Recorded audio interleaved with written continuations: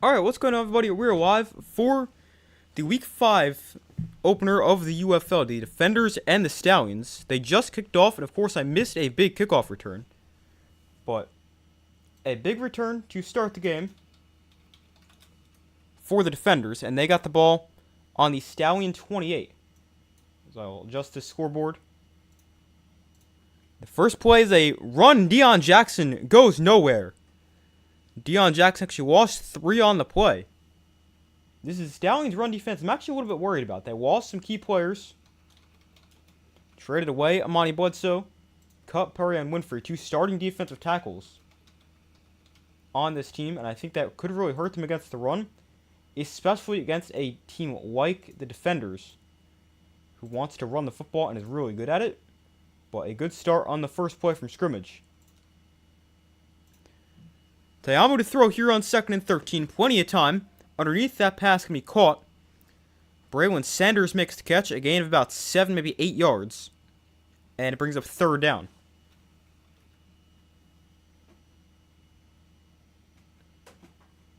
And let me pull up the chat. Just give me 1 second. But welcome to the stream, everybody. We've got the Stallions and Defenders tonight. It's a 3rd and 4. Tayamu in shotgun, going back to his right from the 22. Look to throw. Has time, throws outside high, caught by Sanders for the 1st down. A gain of 5, needed 4. And the Defenders move the sticks.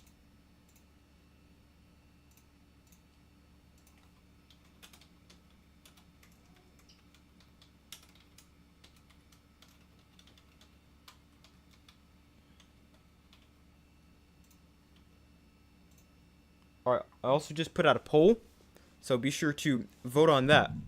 Defenders or Stallions? I took the Defenders 26-19. It's my prediction for the game. So inside the red zone here, at the 18, they go back to the ground. Deion Jackson, this time he'll find some space. Gain of about 3 yards. Still nothing impressive, but better than his first carry.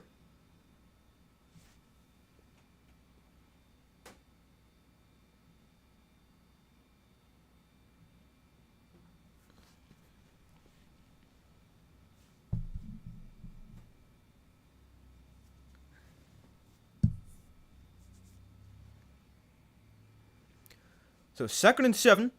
Defenders scoring touchdowns 53% of their red zone trips, which is 4th in the UFL. Here's the toss to the right side. Jackson makes the cut. And this time just a yard. So the Stallions doing a pretty good job so far against the run.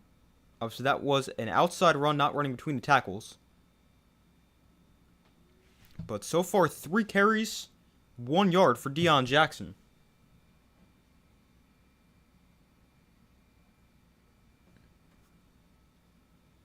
So it's now another 3rd down for the Defenders. Just converted one before. This is a 3rd down and 6.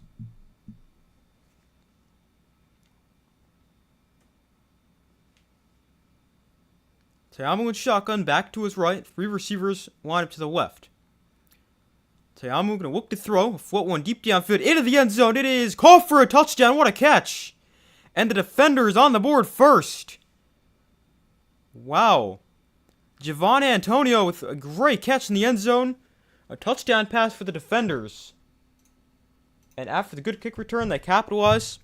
And they get the game's first points. And they're up 6, about to be 7-0.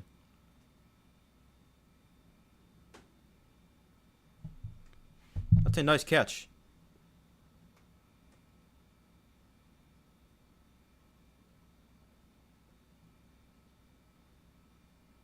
Good throw from Tayamu as well.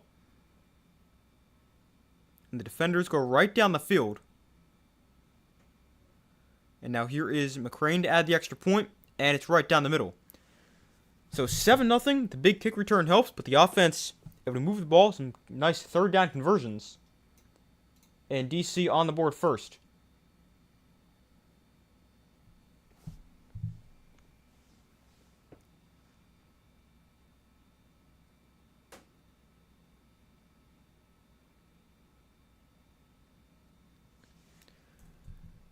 So 7-0 Defenders, about 3.5 minutes in, 11:21 to go in the first quarter. Defenders go 6 plays, 28 yards after a 66-yard... No, that's not right. It was a 66-yard kickoff, and it got brought back from the 4 to the 28. So what is that? A lot. I don't know. I don't feel like doing that math right now.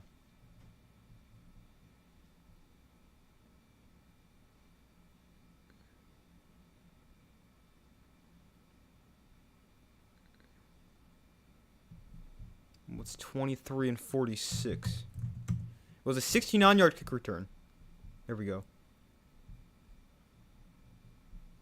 And then 6 plays, 28 yards for the defenders to find the end zone. Tayamu 3 for 3, 27 yards and a touchdown. He's definitely starting to really settle into the year as a passer. Last week, his best game, 200 yards, 2 touchdowns. And before last week, he was pretty bad.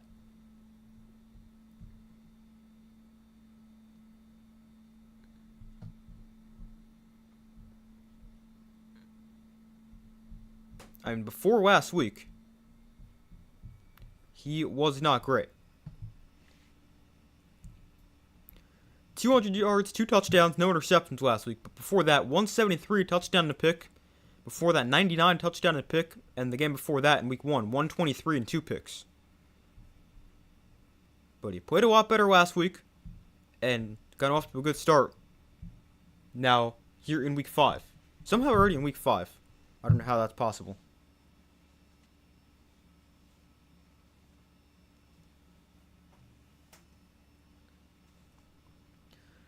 So the Stallions are going to get the ball. Dorian Thompson-Robinson going to make his Stallions debut and his first UFL start. And we'll see what DTR can do. The kickoff here going to be brought back from about the 8-yard line. Here is Laviska Chenault, and he'll get it out to the 34. So here comes Dorian Thompson-Robinson and the Stallions offense. In his career at UCLA, from 2018 to 2022, 10,710 passing yards, 116 total touchdowns. He was quite good. Not always the most consistent passer, but his rushing ability should definitely help this offense. And we'll see what he can do in his first UFL start.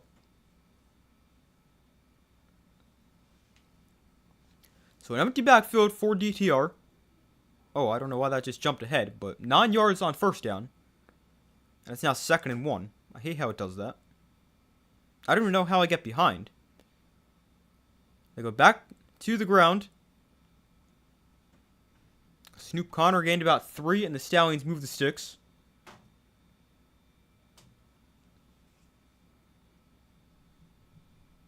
The Stallions without Anthony McFarland at running back today. He's banged up. So Snoop Connor, Ty Davis Price can be the two guys in the backfield.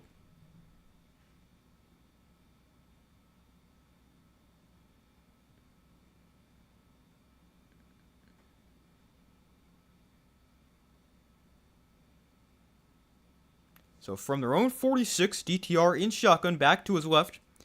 And a look to throw. And he zips one downfield, almost intercepted. Wow, that was a dangerous throw. Nearly intercepted, should have been picked off. The former NFL first-round pick DeAndre Baker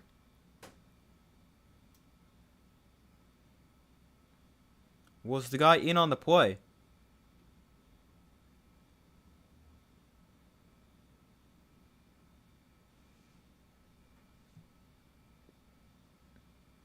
So 2nd and 10 after a dangerous throw on first down.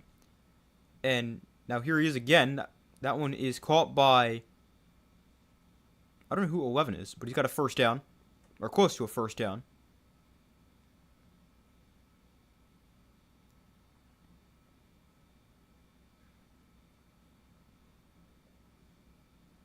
So they don't give him the first down. It's 3rd and 1 for the Stallions.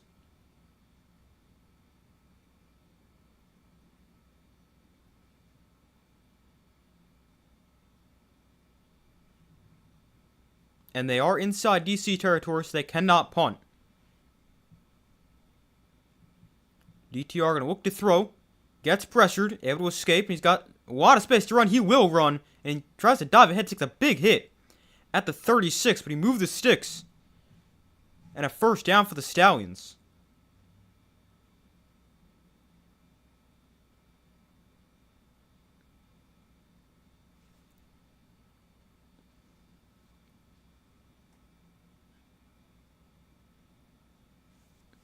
Interesting on the back of his jersey, it's just Thompson, not Thompson Robinson.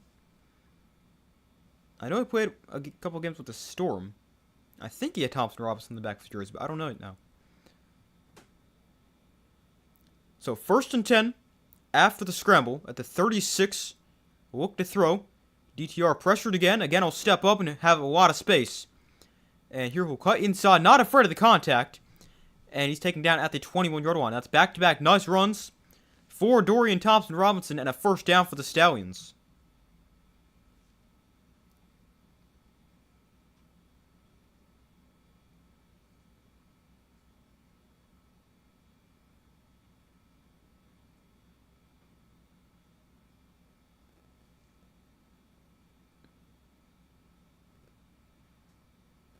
Now we've got an unsportsmanlike conduct penalty against the defenders.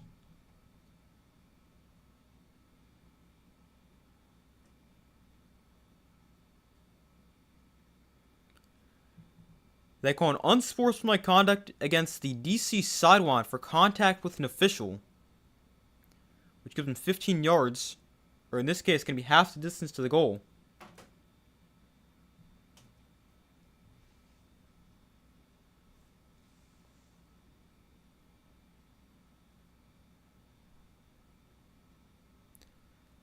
So 1st and goal here for the Stallions. Ball on the 10. DTR in shotgun, going to back to his left. And Thompson Robinson throws outside. That is deflected. Oh, is that picked off? It is at the 5-yard line. The defenders come away with a takeaway. His pass got tipped at the line of scrimmage, and the defenders' defense with a red zone takeaway. Wow.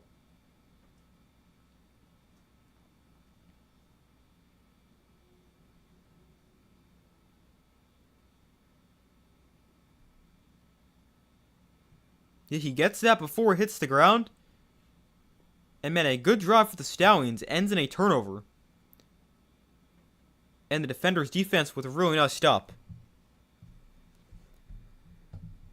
But, I mean, that drive for the Stallions was a good one. They were moving the ball effectively. 7 plays, 55 yards before the turnover.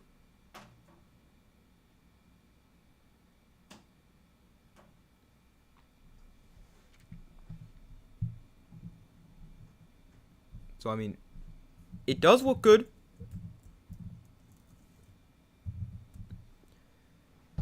Looks better than pretty much all their drives last week looked, considering they got shut out and they were just awful last week.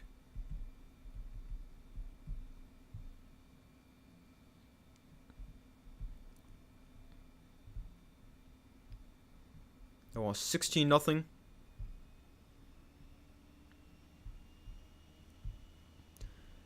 Last week, their longest drive, or we'll just go through all their drives. We got time. They went 21 yards in 6 plays, then 6 plays, 41, 3 and out. 10 plays, 29 yards, 3 and out, 3 and out. 8 plays, 9 yards, 9 plays, 51 yards, and then a turnover on downs. And again, they didn't pick up a first down. So that's already their longest drive of the past 2 weeks combined. And they only went about 55 yards. I mean, it ends in a turnover. Not necessarily what you want to see if you're the Stallions, but definitely a good sign.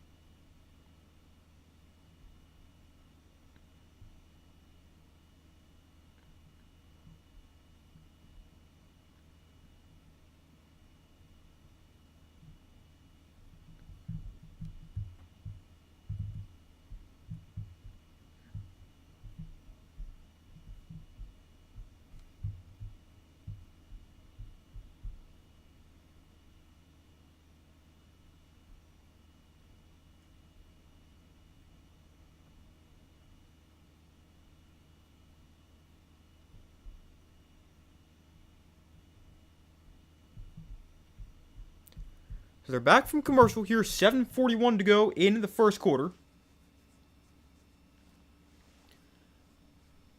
The defenders' offense on the field at their own 5.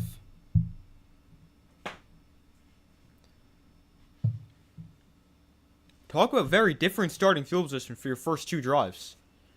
The first time you start inside your opponent's 30. Now you're starting at your own 5 and going to get backed up even further after a false start. So make it starting throwing 2.5.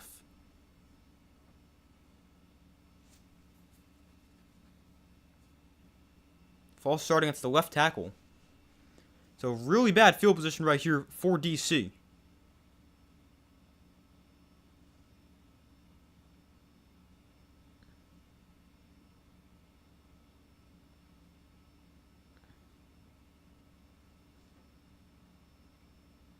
So Ta'amu in shotgun. And he'll keep this here on the option. But he doesn't have much space, and maybe we'll get back to the original line of scrimmage. So give him 2 yards. But it still brings up second and about 10.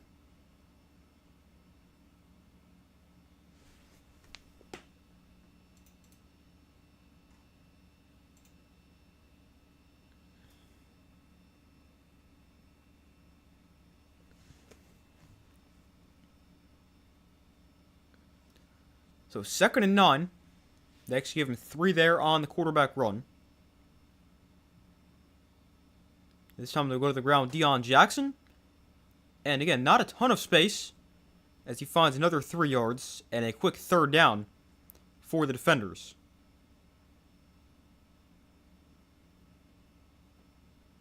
So it's 3rd and 6 with 6:40 to go in the first quarter.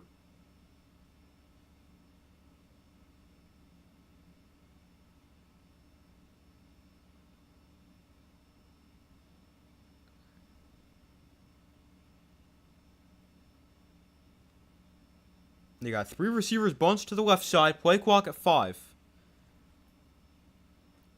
Ta'amu gonna look to throw. He's got time. Now time runs out, and he is taken down just in front of the goal line, avoiding a safety as he gets taken down at the 1.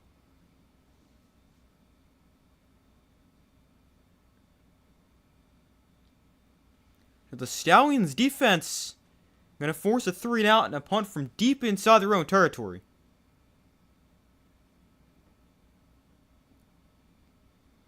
I mean, Ta'amu does a good job to get out of the end zone here.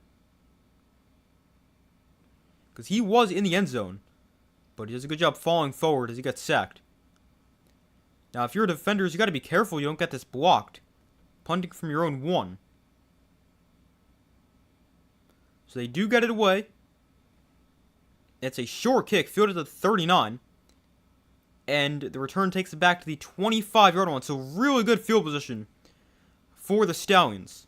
The defense does a good job forcing a quick 3 and out from deep inside DC territory. And the Stallions get it back starting at the 25-yard line. So both teams will have a very short field early in this first quarter.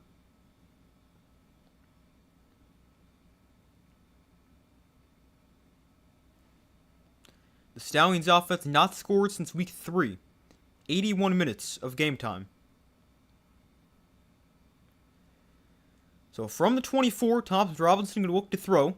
And he throws outside. That is caught by the former DC defender Jaden Mickens for a gain of 6.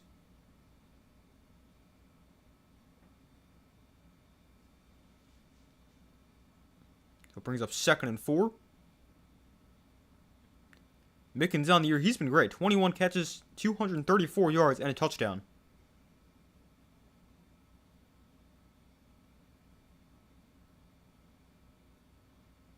Been their most consistent receiver. So from the 18, here's a handoff. Snoop Connor has nowhere to go.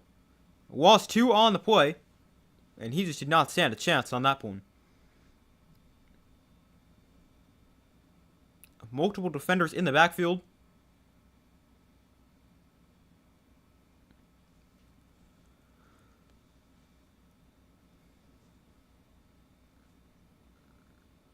So it is now 3rd and 5.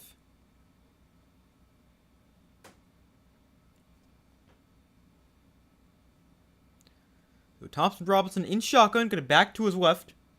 And a look to throw. And on the slant, that pass going to be caught by Davis for the first down. A nice catch. Good coverage from DeAndre Baker, but a first down and a nice catch.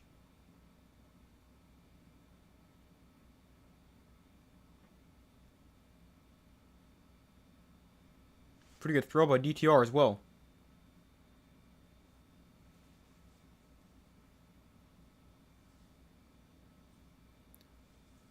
So, from the 12, let's see what they can do this time in the red zone. Obviously, turned it over the last time. Thompson Robinson in shotgun. And that one underneath. That is caught. And that's a touchdown. Deon Cain makes the guy miss after the catch. And the Stallions finally have points.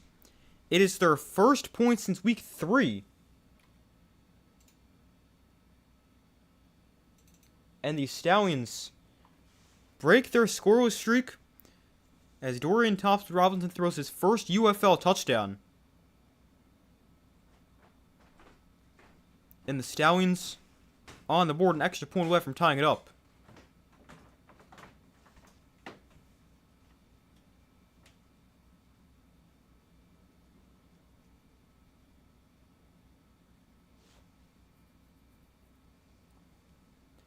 And here is the extra point. The new kicker this week for the Stallions, Anders Carlson.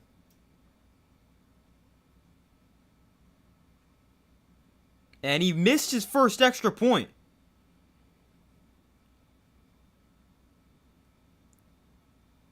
He misses the extra point. It's no good. And DC stays up by 1.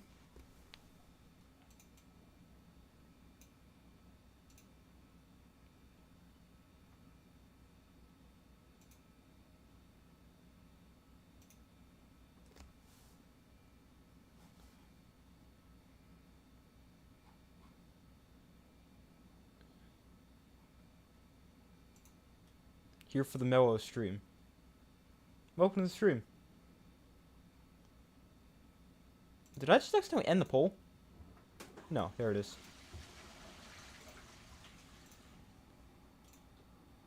I didn't see it for a second, but it's still there. So far, 67% said the Defenders, 33% said the Stallions.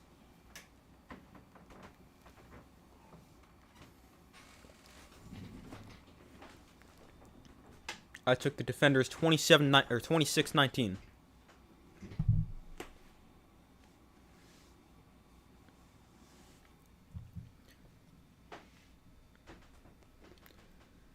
But a nice drive there for the Stallions.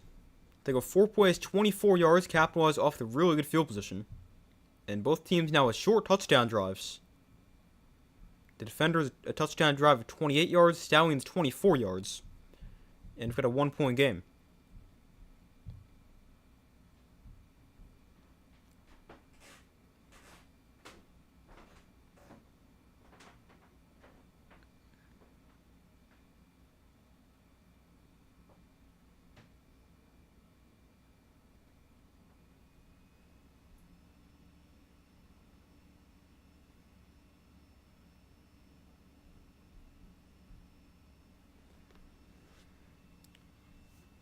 We'll see what's going on in the draft while wait for them to come back from commercial. So the Giants took Colton Hood before. I don't mind that. You get a corner. And I think he's a really good player.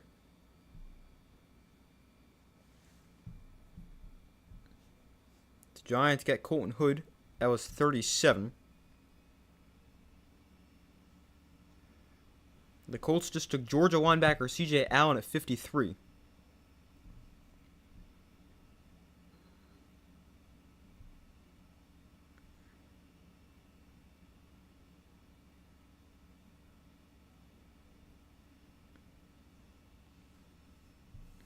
The Stallions, they had scored 6 first-quarter points in the first 4 weeks of the season. But tonight they've already matched that with 6 first-quarter points today. The return here for DC, they trip him up at the 20, but he had to stay on his feet. And I'll bring it back to the 27 with the flag down.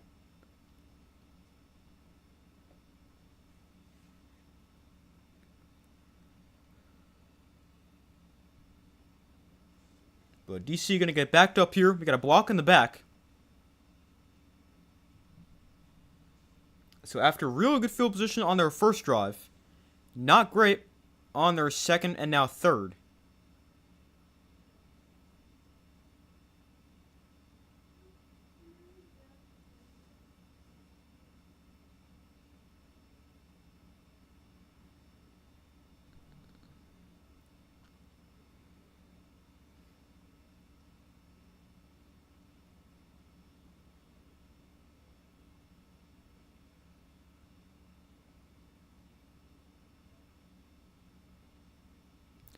So this is the second drive in a row. The defenders starting inside their own 10.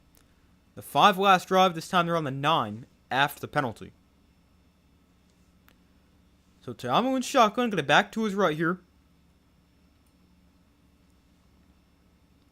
And Te'amu, quick throw to the outside. That is caught by the tight end Briley Moore. Makes the guy miss.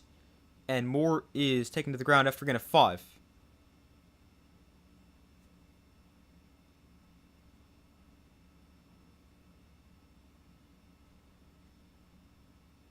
Three minutes, 10 seconds to go here in the first quarter. Defenders up by 1, 7-6.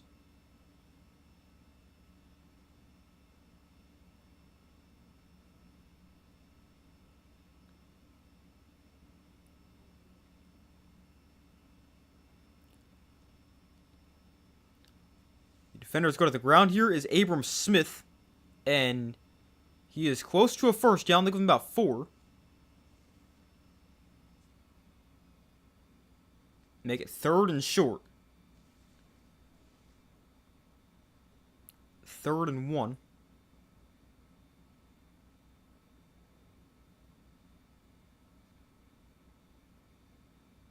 Extra lineman into the game for DC.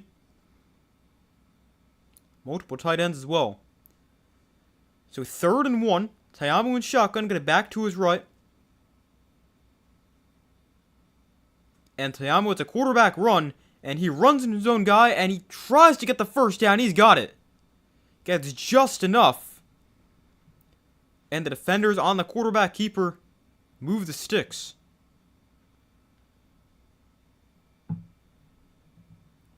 Did not get much. Well defended by the Stallions. But Jordan Te'amu got just enough to move the chains.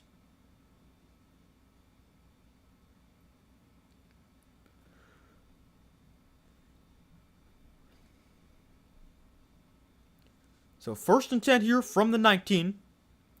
Te'amu in shotgun, going to back to his left. And now we got play blown dead. Stallions call a timeout.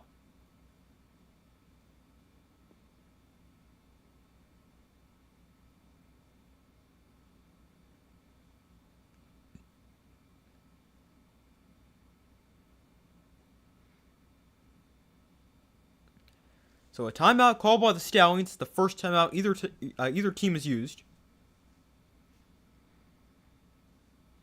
The defenders, week 1, they were not good offensively. They ran for just 70 yards, 10 points. But in the last 3 games, rushing for 168 yards a game, scoring 39 points a game.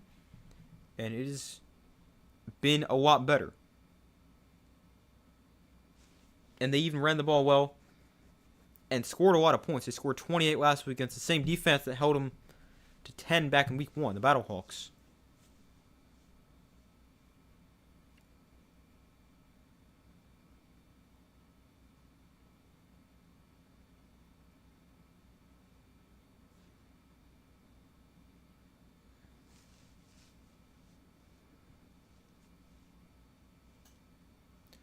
So 1st and 10 here for the defenders.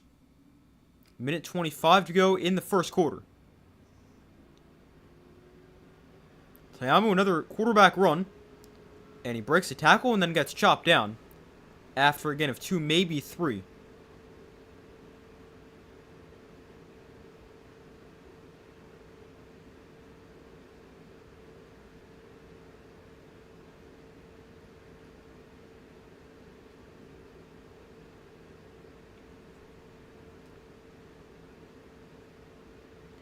So 2nd down and 8 We're now inside a minute to play in the opening quarter. Defenders by 1.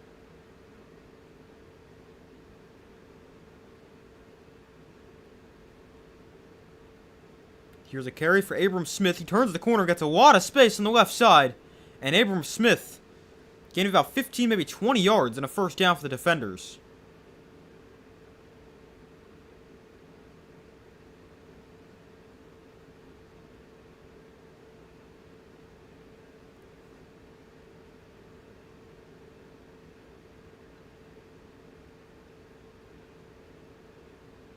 Oh, this one's actually coming back. We got a hold against the defenders.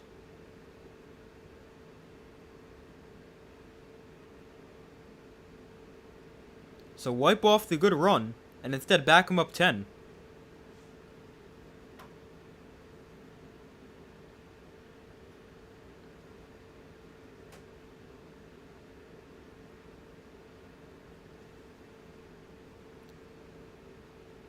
So 2nd and 18. 35 seconds left in the first quarter.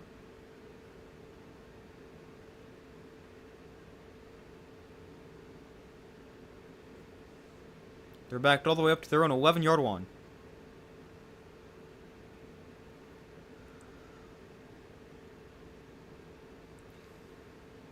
The final play of the first quarter, Teamu gonna go deep downfield. Got a man wide open behind the defense. Cornell Powell to the 45-yard line.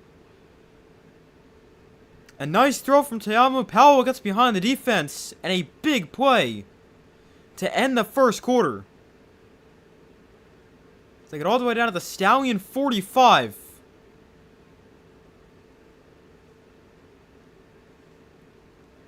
A big play to end the quarter for DC.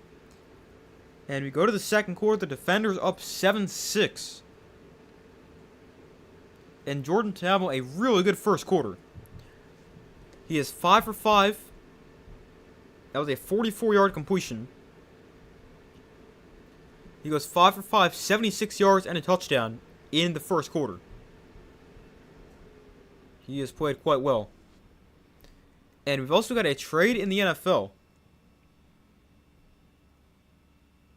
The Vikings have traded linebacker Jonathan Grenard to the Eagles for the 98th pick and a 3rd next year. And the Eagles have extended Grenard for a 4-year, $100 million contract.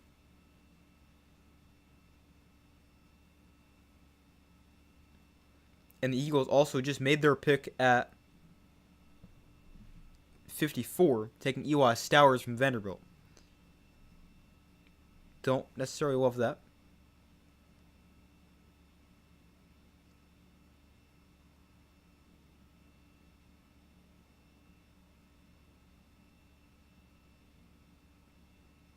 It's a 3rd this year and a 3rd next year. I mean, it's a good move for the Eagles. But obviously, as a Giants fan, I do not like it.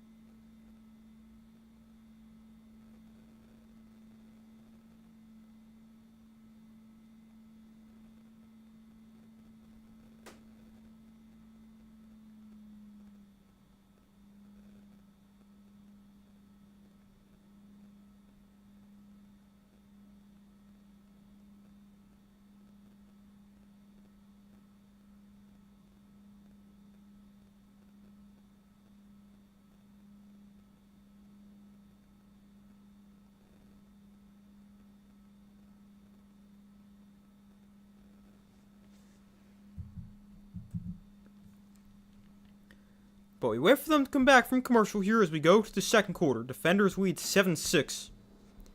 And right now with the ball on the Stallions 45-yard line.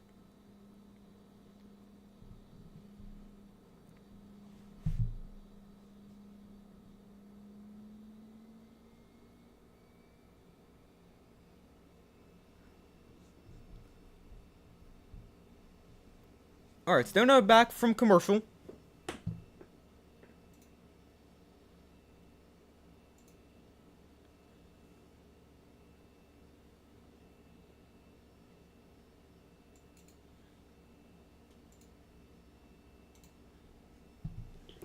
So we start the second quarter, first down for the defenders.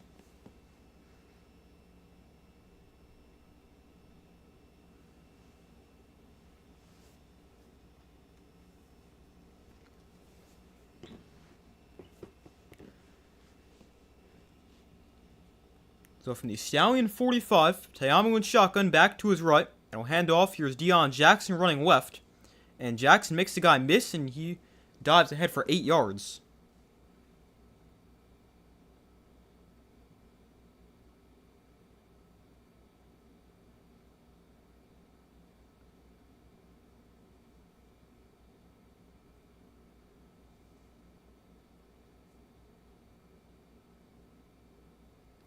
So 2nd and 2.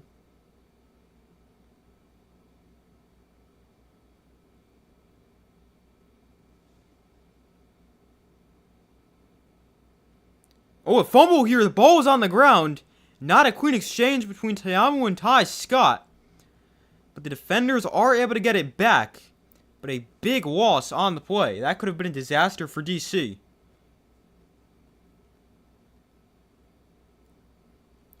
They were trying to hand this to Scott on the jet sweep. But it was not a clean exchange. And they were very lucky to get that back.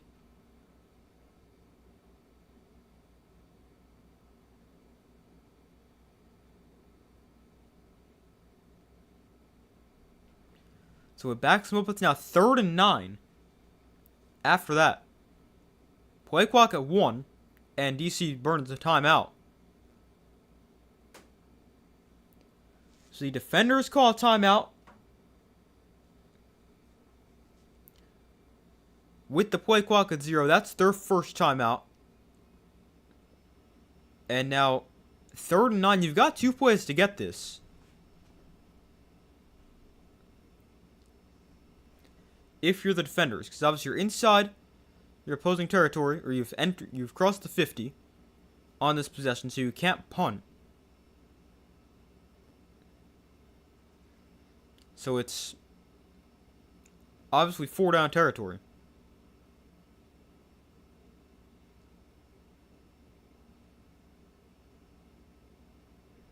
So you've got 2 plays to get 9 yards right here.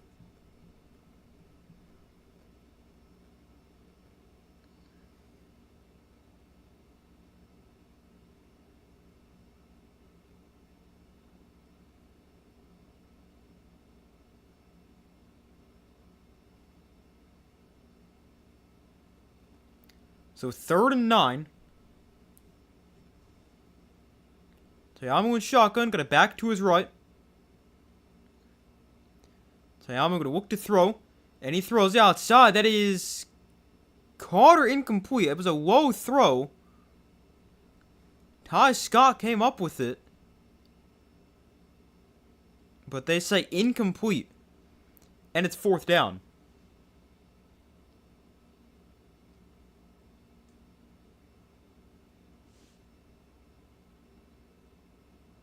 Yeah, that is definitely incomplete.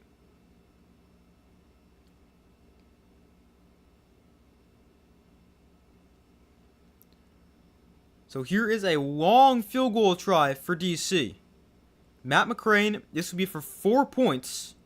It's a 62-yard field goal. He's already made 2 60-yarders this year. This is a 62-yard field goal. And the kick from McCrane on the way, and this one is no good. It had the distance, but he missed it wide to the left. And it stays 7-6. So the Stallions defense gets a stop. I mean, I was not even thinking about the potential of them kicking a field goal at that spot. But I forgot, when you've got Matt McCrane who can hit from 60 plus, you can do that.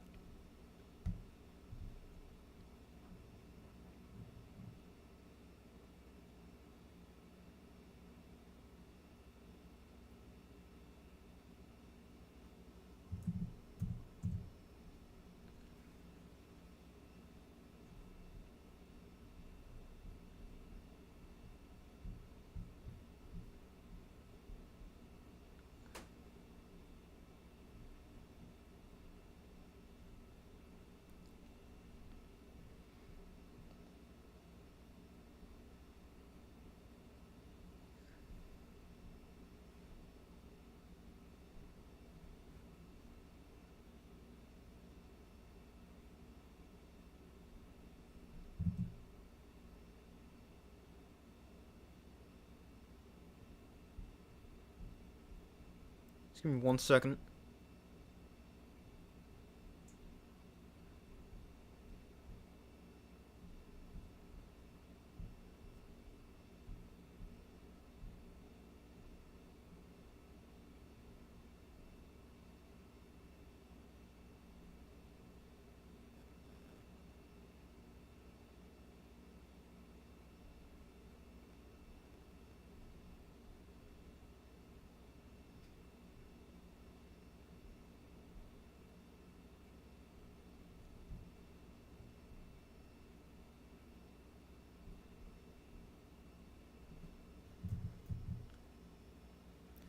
So we still wait for them to come back from commercial.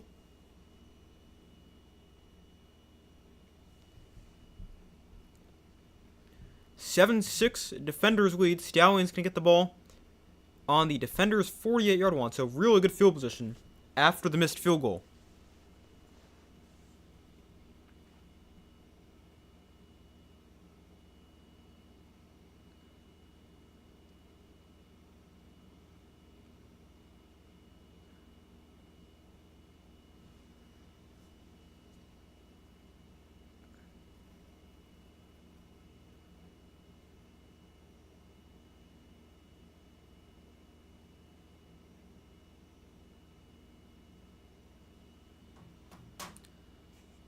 So let's see what the Stallions can do here. 12:54 to go in the first half.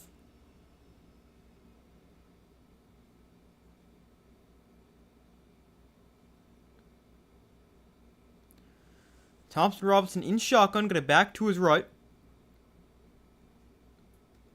And he'll look to throw here. Yes, pressure goes deep downfield. That is double coverage overthrew everybody. Two receivers were down there, Mickens and Kane. But it's incomplete.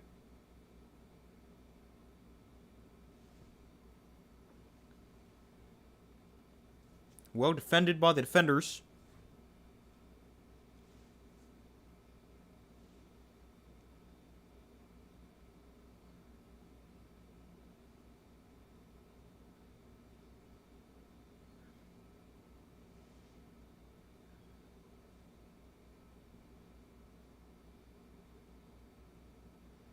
So 2nd and 10 after the incompletion. Play clock's at 0. And now a flag is down. That play clock was at 0 for quite a long time.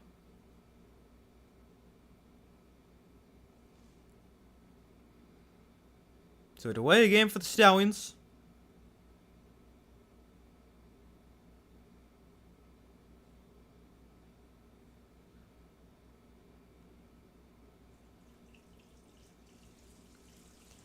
Second and 15. Here's the Connor hit hard as he gets the toss. Really well read by the defenders. And it is 3rd and a mile for the Stallions. That was a really good defensive play.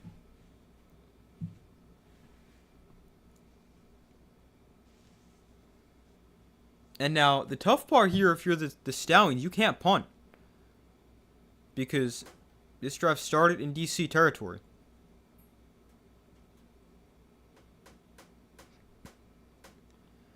So 3rd and 21. They'll just get it off. Thompson Robinson over the middle. That pass off the hands.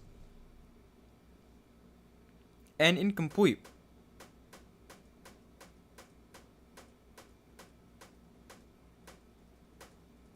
I think that was deflected by the defender.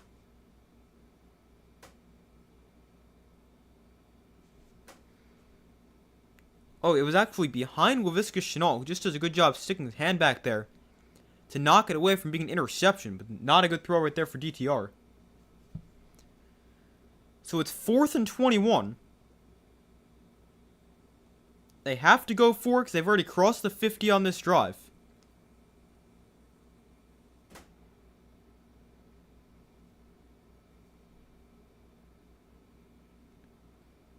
They have to use another timeout because, again, the play clock is winding down.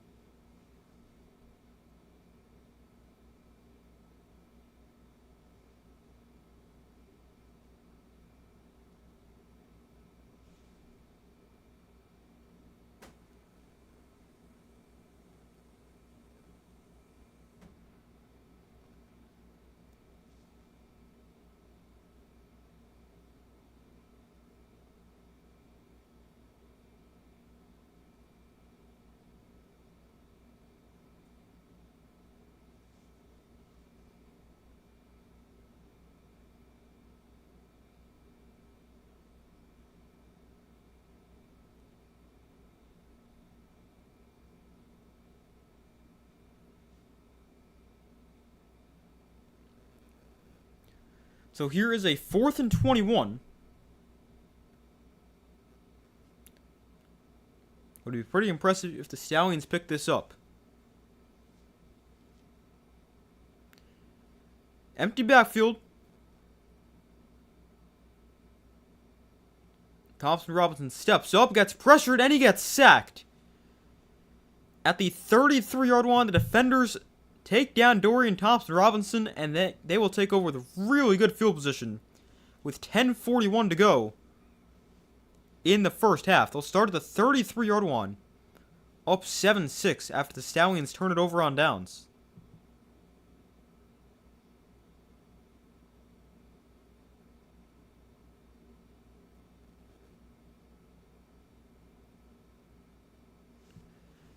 But that was just a really bad all-around drive for the Stallions. They end up going backwards. 4 plays, negative 19 yards. Started at the defenders' 48-yard line, it ends at their own 33. So not a good drive. And that the defenders, again, have really good field position. Probably the second time they've started inside the 35. They started on the 28, and now they'll be starting at the 33. Well, it's really extreme for the defender's field position. Starting field position, that is.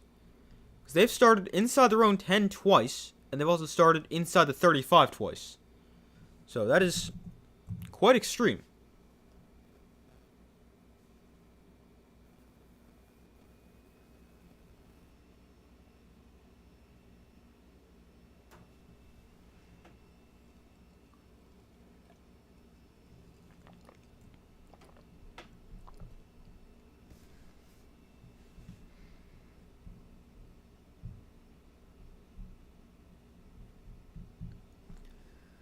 But it is 7-6 defenders.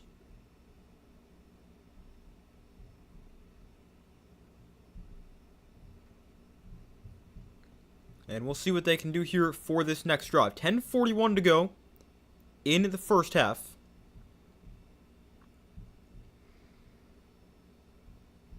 Jordan Tam was 5 for 6, 76 yards and a touchdown. Dorian Thompson Robinson 5 for 9, 43 yards, a touchdown, and an interception.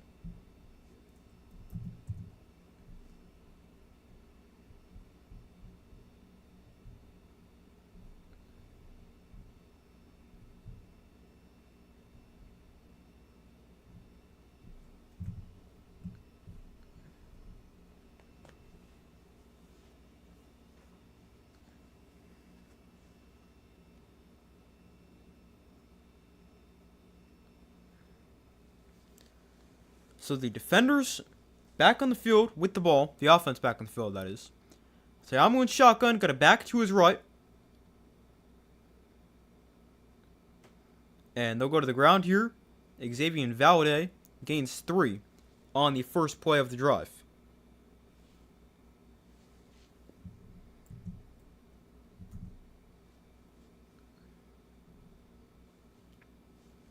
Make it 2nd and 7.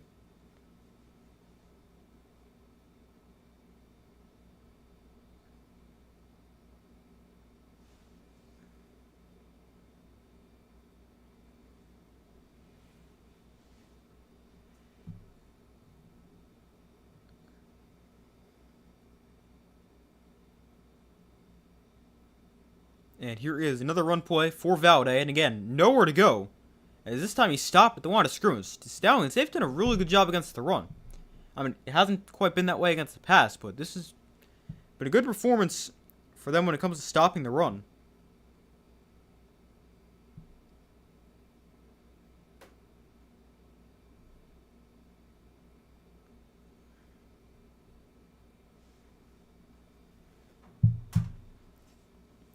So here is a 3rd and 7.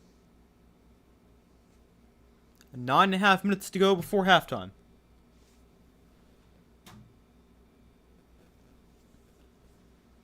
And the defender is going to call a timeout. So both teams now going to be left with one timeout remaining here in the first half.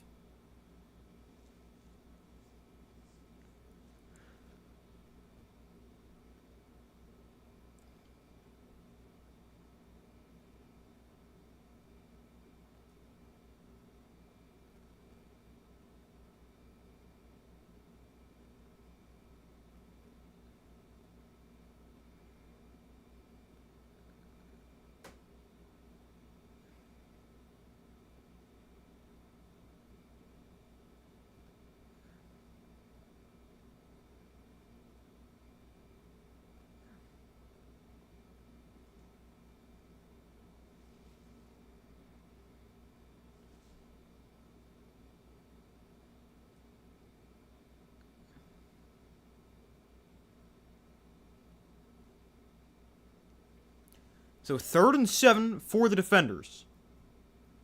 Te'amu in shotgun from the 30. Will look to throw.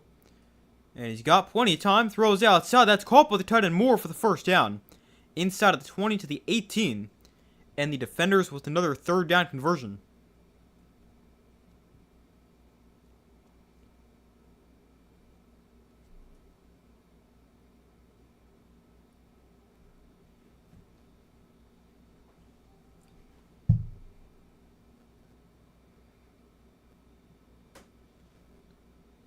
But they've been great on 3rd down today. They scored the touchdown on 3rd down before. And they've got some nice conversions. 1st and 10 here from the 18. Te'amu to throw again. Got some time. Throws. End zone. Incomplete. Almost intercepted. Through the hands of JoJo Tillery. And it's 2nd and 10.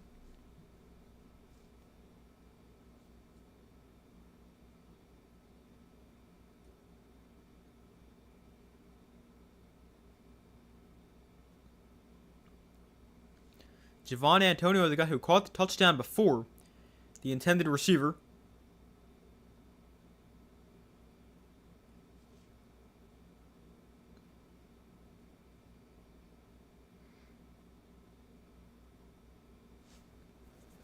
And now, again, this jumps forward. I hate when it does that. But it's 1st and goal defenders after Jordan Te'amu ran for like 12 yards. 1st and goal from the 6. Te'amu in shotgun, gonna back to his right. He'll hand it off on the jet sweep and taken down at the 2. JoJo Tillery with a touchdown saving tackle.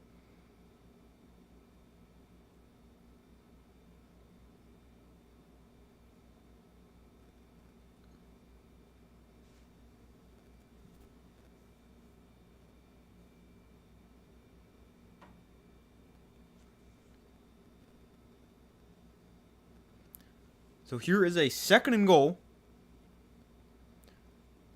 Te'amu in the pistol, Valade behind him. And they hand it to Valade, and he powers his way towards the goal line. He's down at the 2. Didn't get much. And it's now 3rd and goal. With under 7 minutes to play.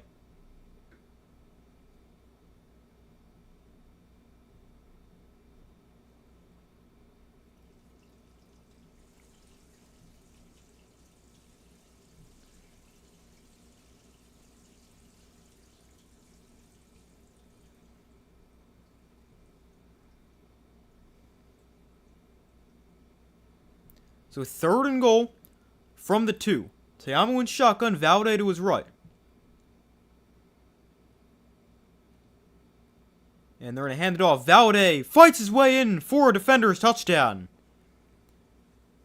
They go to the ground on 3rd and goal, and Xavier Valade with the touchdown. And the defenders extend their lead. Yeah, it's about to be 14-6.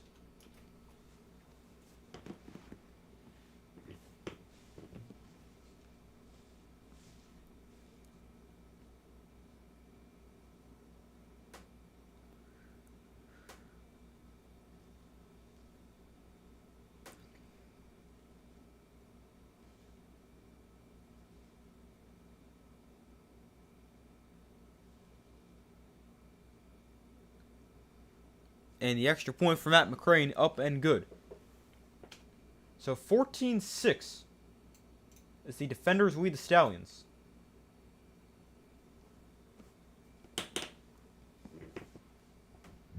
Again, they're able to capitalize off the short field. A 33-yard touchdown drive, 8 plays, 33 yards, 4 minutes, 20 seconds off the clock. And then a touchdown for Xavier Valade.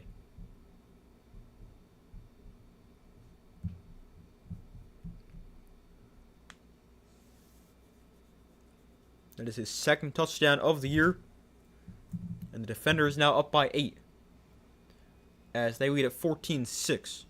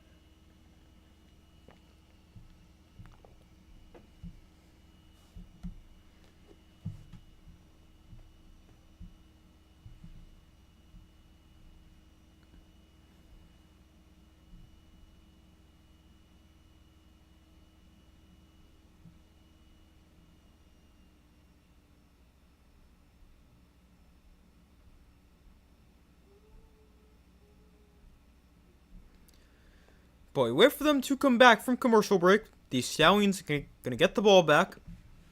They've really only had that one good drive. I mean, they did score the touchdown, but they were pretty much gifted that touchdown. Starting at the 24.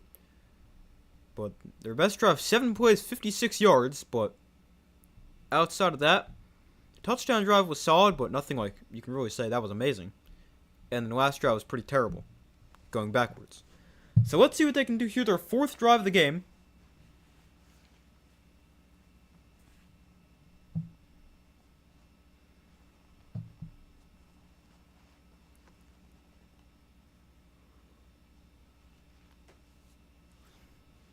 So we'll see what Birmingham can do this time.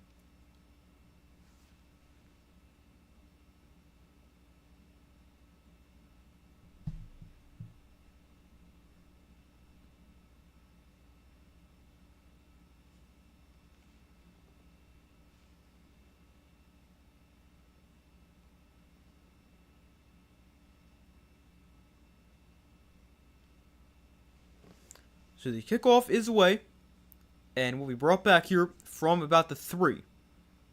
So here is Barber, and he gets drilled at the 23-yard line. What a job by the defenders, kick team. Man, he ran right into that. A huge hit.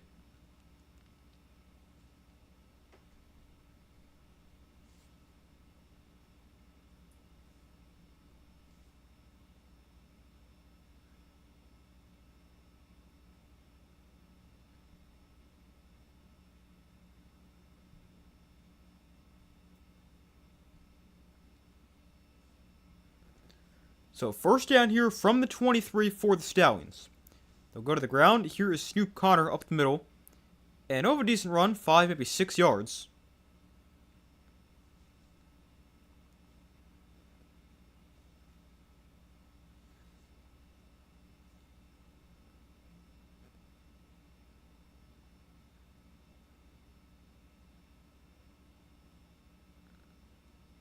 So here is a second down and 5.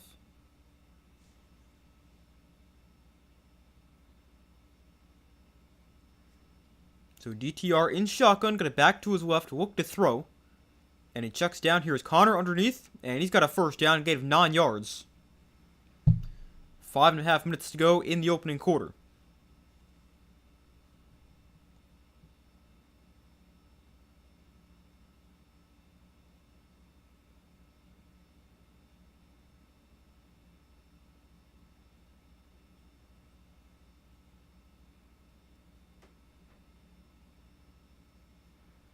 So first and 10 from the 38.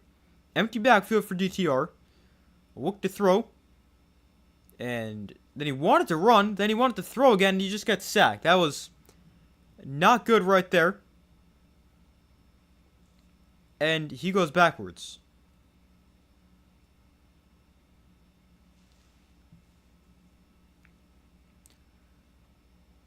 I think they were trying to throw a screen, or this was either a quarterback draw. But whichever it was, it did not work. So second and 14. Thompson Robinson going to look to throw. And he'll throw to the outside. Wide open receiver is Mickens. He fumbles the ball, and it's scooped up by the defenders. And now lateraled backwards, and the ball almost came out again, but the defenders come away with it.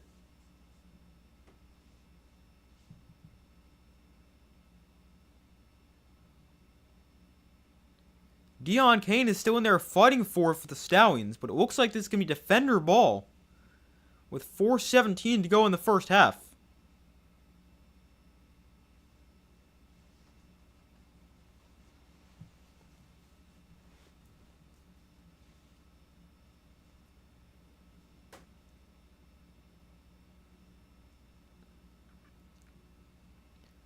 Mickens was wide open, made the catch, but then just lost the ball.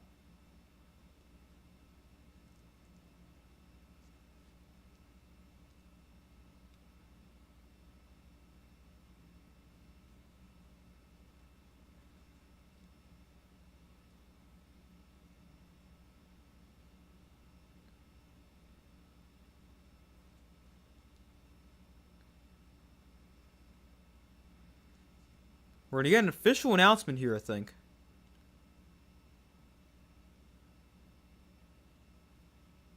Yeah, they signaled defender's ball.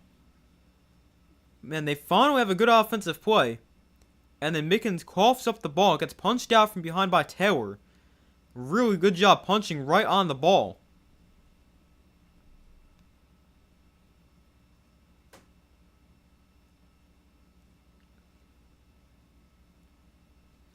And right when the Stallions have a good play, they turn it over.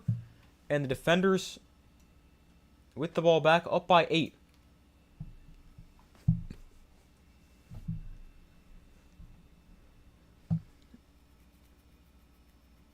Was a pretty good play as well. Mickens had 20 yards before he fumbled. And the defenders have it at the Stallion 46 after the return. Hey, how's it going? Welcome to the stream.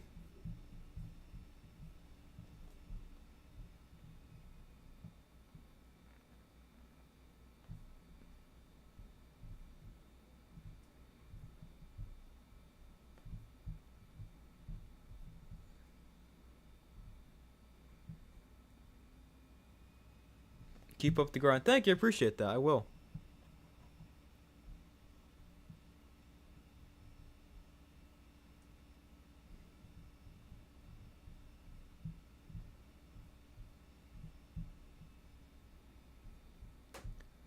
So the defenders get the ball back, 4:17 to go. Up by 8. The Stallions do get the ball to start the second half. But, I mean, they just need something to go their way.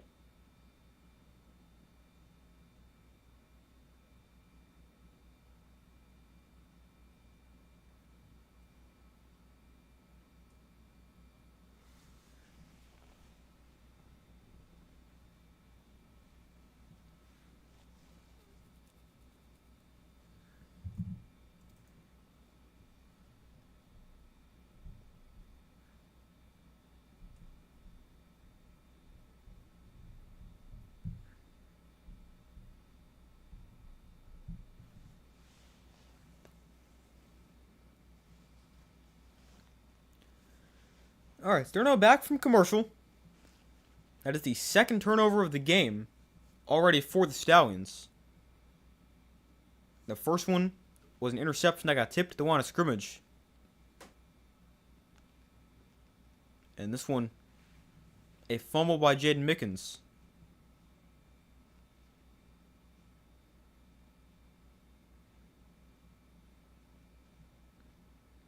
Defenders defense tonight, 2 takeaways, 2 sacks, 4 TFLs.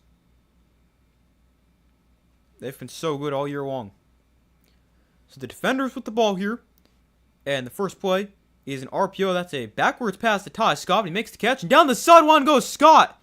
He will score. Touchdown defenders. A 1-play, 45-yard touchdown. Ty Scott with the catch and run. And the defenders very quickly extend their lead.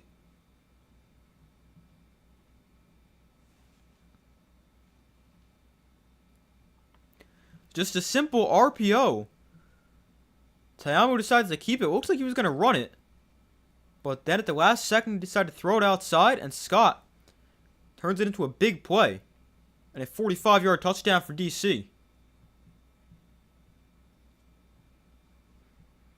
Also, Cornell Powell with a great block on the outside to really spring him free.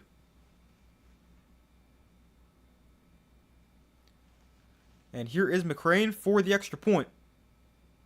A high snap, but the extra point is still right down the middle. Defender easily winning. Yeah, looks that way so far.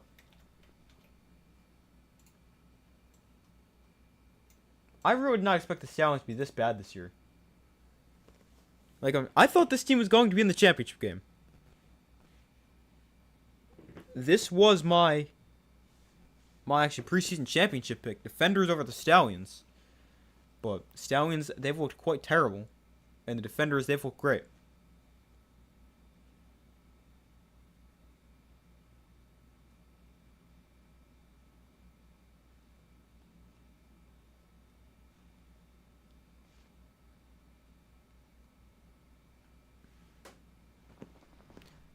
But the defenders very quick to capitalize off the turnover. Takes them one play.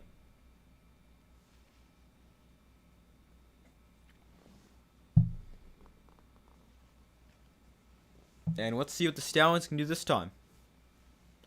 They'll get the ball back. 4:07 to go.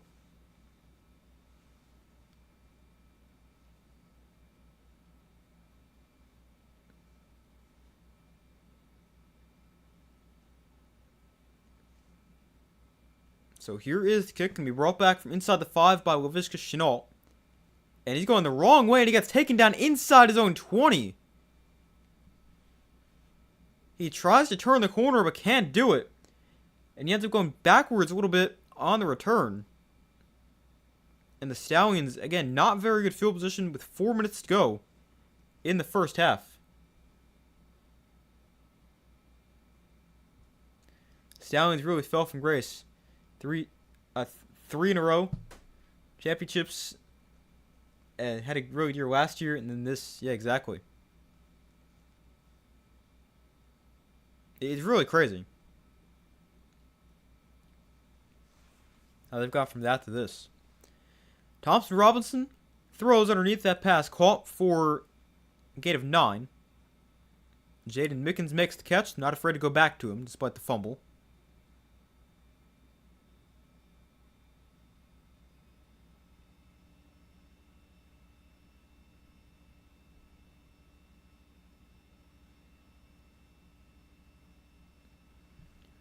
They go to the ground. Here's Snoop Connor, and he's got a good pickup there, about 5 yards, getting to the 34.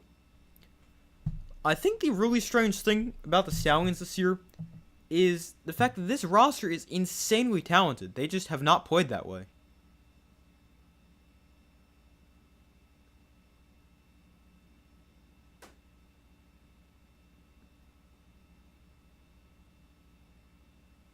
Like, I think that's the most surprising part. It's not you expect them to be bad.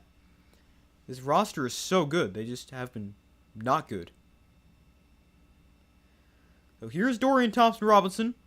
Underneath, he checks down to Connor, bounces off a defender, and then Connor going to pick up about 4 on the play.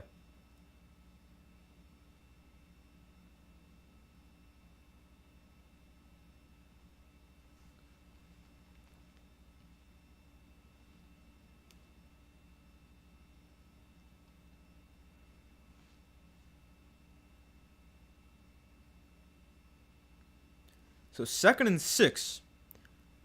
DTR in shotgun. Look to throw it. He's got time. Looks like he wanted to go deep. Now we'll scramble. And now a flip one over the head of the defense. And that's caught by Ty Davis Price down to the 34-yard line. What a play by DTR. And a big catch and run for Ty Davis Price. That was a really good play. The defense thinks he's going to run. They all go to attack him, so he just flips it right over their head.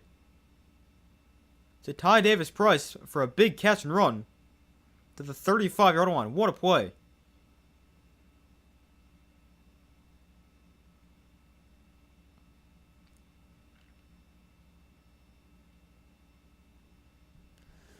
But after that play, we go to the we reach the 2-minute warning here in the first half. 21-6 defenders lead, but the Stallions moving the football. And despite being down by quite a bit, not in a terrible spot. That was a 29-yard catch and run for Ty Davis Price. And they're on the DC 33-yard line. And this has been a good drive. 4 plays, 47 yards. But now we'll obviously have to see if they can continue that.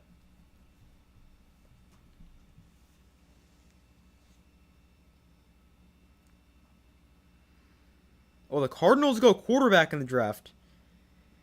The first pick of the 3rd round, the Cardinals get their quarterback. They take Carson Beck. Very interesting.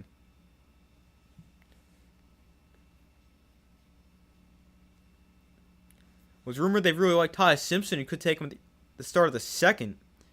But obviously he went yesterday to the Rams. So the Cardinals, they're the team to take the 3rd quarterback, and they go Ty Simpson.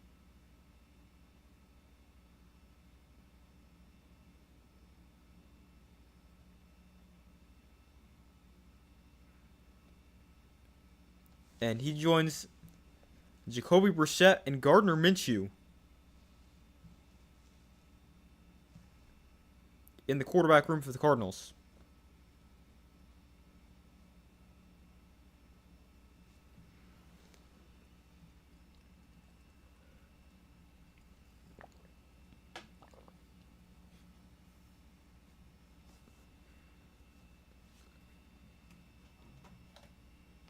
Obviously, we don't know if he'll start right away for them. Probably not, but he'll probably be the starter at some point in the year sooner rather than later.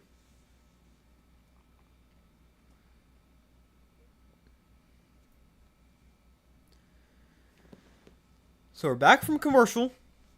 21-6, the Defenders lead the Stallions.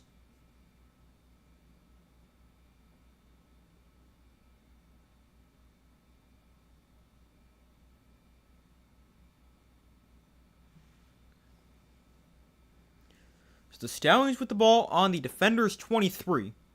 And here's a handoff. Here's Davis Price up the middle. And he's got a nice run. He gained 7 yards. Getting to the 26. And this has been a really good drive for the Stallions.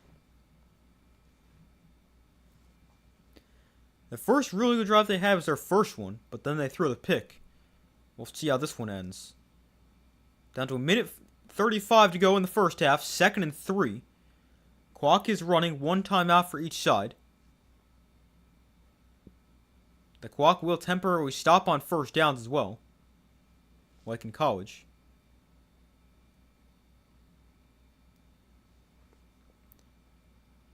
So 2nd and 3. DTR throws that is going to be caught by Deon Cain, and he'll get out of bounds at the 15. Stopping the clock with 1:12 to go in the first half. And that was a similar play to the catch and run we just saw for Ty Davis Price. This time, the defenders start to attack DTR because it looks like he's going to run. And he's just able to find Deon Cain for a nice pickup. DTR up to 127 yards. Touchdown and interception. 4 for 4, 54 yards on this drive. So 1st and 10. Stallions go to the ground here. And gain of about 3 on the play for Snoop Connor. Down to a minute to go here in the first half.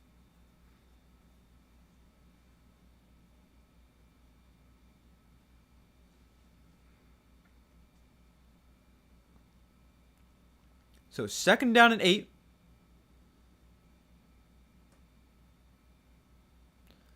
Thompson Robinson in shotgun, going to back to his left. And again, they'll go to the ground. I don't really like running the ball right there. Snoop Connor gains just 1.5 yards, maybe 2 yards. And now the Stallions going to call their third. Yeah, now they're going to call their third and final timeout with 33 seconds left. That is a terrible play call.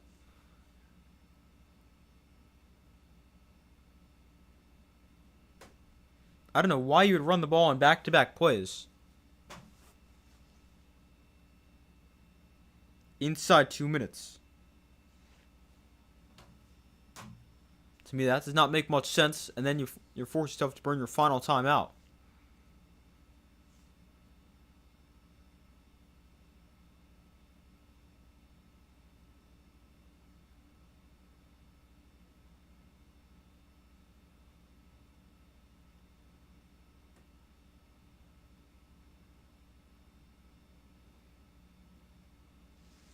AJ McCarron just said he's going to go for the field goal if they don't get it.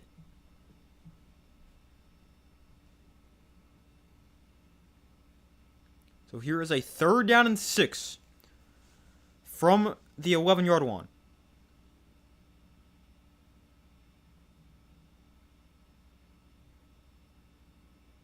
DTR going to look to throw and throws underneath. Caught by Mickens, and he dives ahead towards the goal line. They're going to mark him down inside the 1. The clock will temporarily stop with 29 seconds. And now the Stallions can get on the ball and spike it. Although you really don't need to here. Just sneak it ahead. You're at the 1-inch line.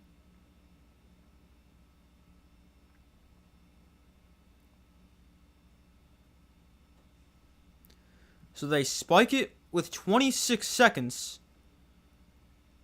on the clock.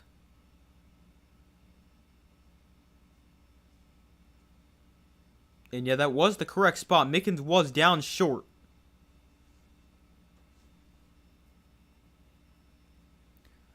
So 2nd and goal from, like, the 1 foot line.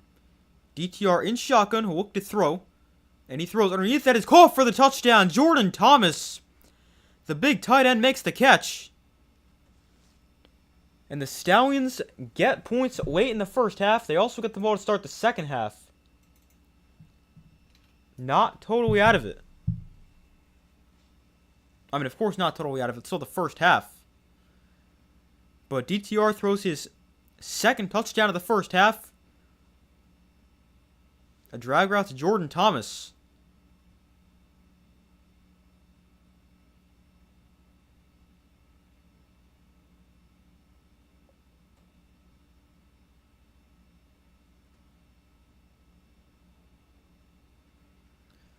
So here is Anders Carlson. Missed an extra point before.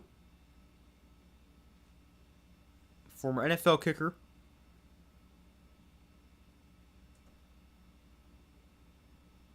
And this one is right down the middle. So 21-13. The Stallions with the touchdown. Dorian Thompson-Robinson, a really good drive throwing the ball.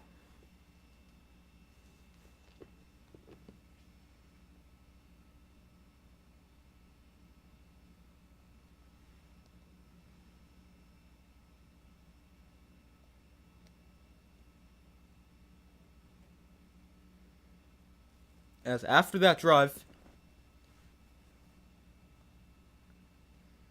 DTR is up to 137 yards, 2 touchdowns, and an interception. And he's also run for 24 yards. But he has really given this offense some life after a horrible performance last week.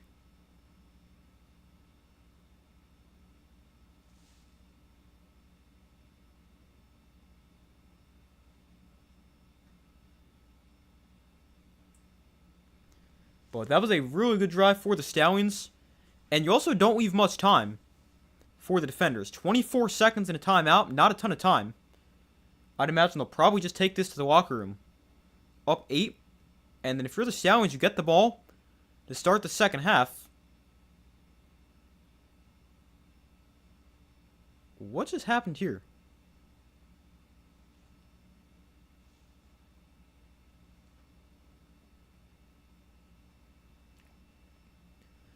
The kick did not reach the landing zone, but I think it was like knocked down by one of the guys who set up the block. It was a really low kick. Not completely sure.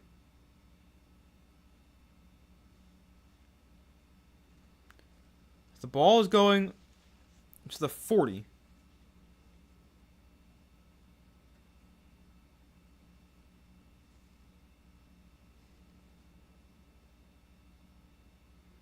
AJ McCarron doesn't like that.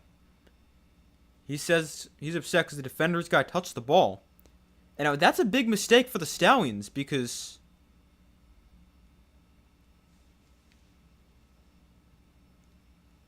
Matt McCrane can make from 60 plus.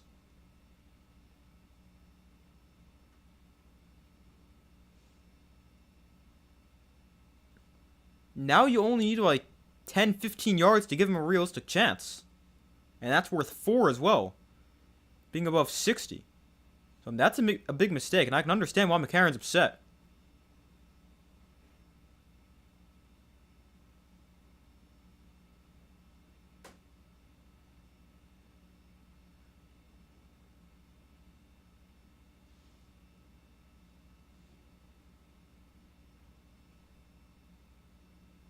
So we'll have to see if that ends up hurting him. Te'amu to throw. Going to go deep downfield. And that one is caught. It's caught inside the 25. Down to the 15. 17 seconds on the clock.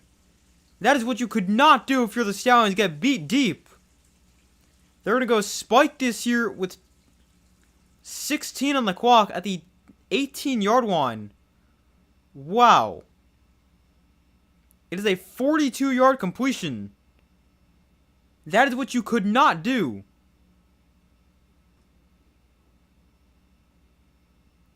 They get beat deep at a really bad time. Really good throw by Jordan Tayamu. And now the defender's definitely getting points here. They might be able to score a touchdown. That is the defender's third pass play of at least 40 yards, after they had 0 in the first 4 weeks combined. Tayamu pressured, goes deep, into the end zone, threw out of the end zone. Nobody there, incomplete.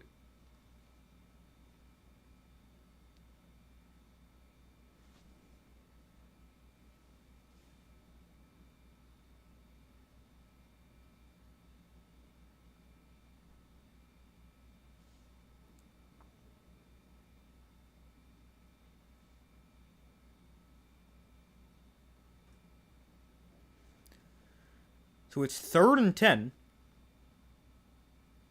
Gotta imagine you just take another shot at the end zone here, right? I think that would make the most sense. Tayamu gonna look to throw.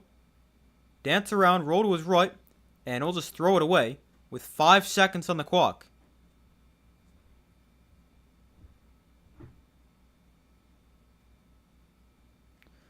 So the field goal team comes on for DC. A really bad final 20 or so seconds for the Stallions. And the kick here from McCrane. Oh, he misses the field goal. Wow, I was not expecting him to even get on the field that fast. But McCrane misses the field goal, and the Stallions, despite a really bad end, they get very lucky as McCrane misses wide right, and it stays 21-13. But a very wild end of the half. And it stays an 8-point game. Stallions going to be pretty lucky about that.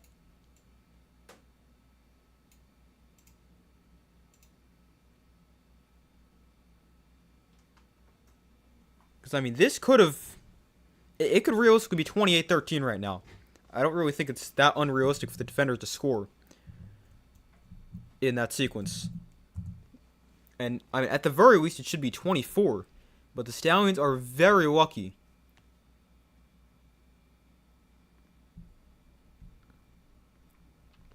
that this is still a one-score game.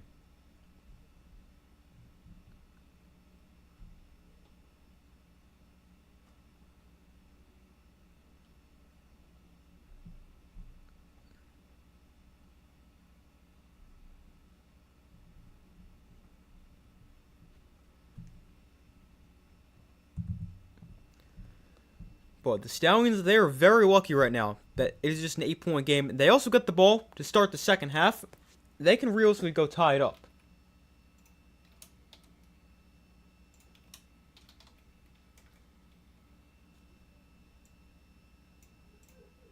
But, I mean, a pretty entertaining first half.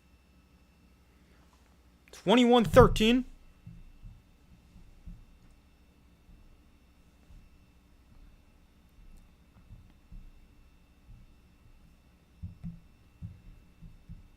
Both quarterbacks playing pretty well. Tayamu threw for 175, 2 touchdowns. DTR 137, 2 touchdowns. But at halftime, it's an 8-point game. I'm going to go take a quick break, use their bathroom, fill my water. I'll be back in a couple minutes.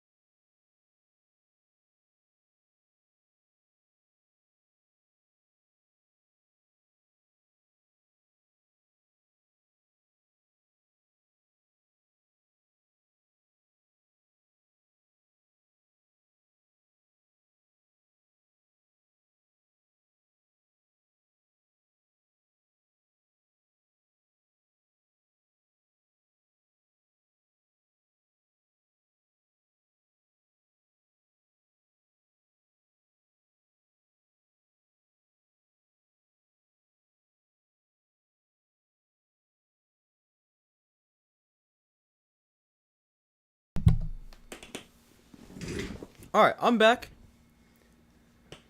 So it is 21-13, Defenders lead at halftime. And overall, a pretty good first half. A very entertaining one, especially in late in the second quarter. But as far as an updated score prediction goes, my original prediction 26-19 Defenders. Definitely think we're going to see some more points scored. Didn't want to pick the Stallions to score too much initially because I didn't know what we'd get from their offense, but now that the offense looks somewhat good, I'm going to take the Stallions to score a bit more. I'm still going to take the Defenders to get the win, but we'll go Defenders, and we'll say, we'll give them a touchdown, put them to 28. Another touchdown, put them to 35. We'll say the Defenders win it 35 to... Let's see. We'll say 35-25.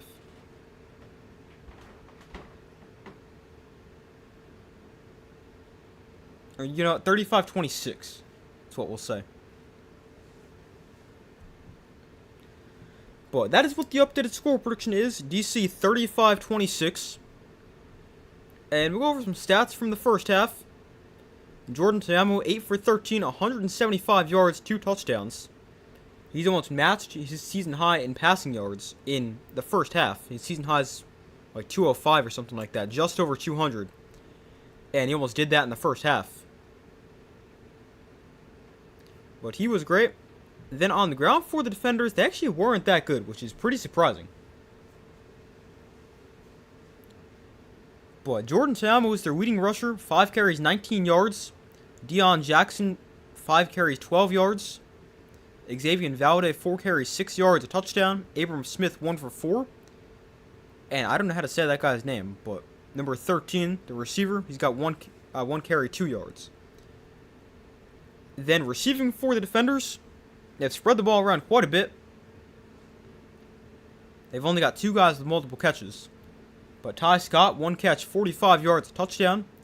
Cornell Powell, 1 for 44. That guy, I don't know how to say his name. 1 catch, 42 yards. That was right before halftime. Briley Moore, 2 catches, 17 yards. Braylon Sanders, 2 for 14. And Javon Antonio, 1 catch, 13 yards. Then for the Stallions, Dorian Thompson-Robinson, 13 for 18, 137 yards, 2 touchdowns, and an interception. He's been pretty good so far. He's also the leading rusher for the Stallions. 2 carries, 24 yards. Snoop Connor, 7 carries, 10 yards. And Ty Davis Price, 1 carry, 7 yards. Then receiving for the Stallions, Jaden Mickens, 5 catches for 53 yards. Davis Price, 1 for 29. Deion Kane is 2 for 24 and a touchdown. Davis, 2 for 16. Snoop Connor, 2 for 14. Thomas, 1 for a yard and a touchdown. And Laviska Shenault, 2 targets but no catches. Then some stats for team stats from the first half. Both teams with 30 total plays. The Defenders outgained the Stallions 210 to 166. That's 7 yards a play to 5.5. Both teams also 2 for 3 in the red zone. And as far as time of possession goes, 16-29 for DC, 13-31 for the Stallions.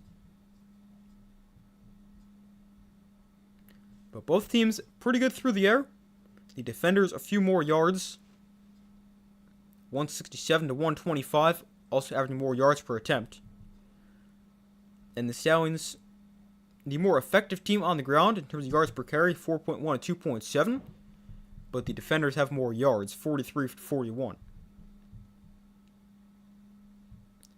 Then defense, 2 sacks for Defenders, 1 for the Stallions, 4 TFLs for the Defenders, 3 for the Stallions. 4 pass deflections for the Defenders, 1 for the Stallions, and then 2 forced turnovers for DC, 0 for the Stallions.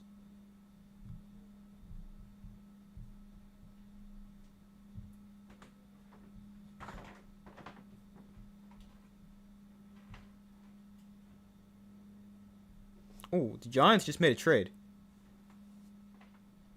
The Giants have traded up to 74 with the Browns, and the Browns are getting 105, 145, and a fourth next year.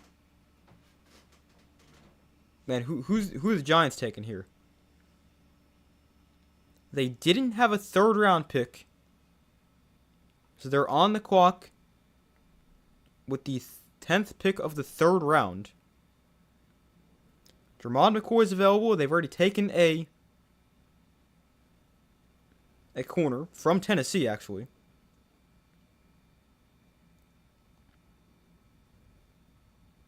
They could go Emmanuel Pregnon. He's still available. But who did the Giants move up for? Let's see. There's some receivers available. Zachariah Branch, Chris Brazel, Malachi Fields. Maybe Ted Hurst from Georgia State.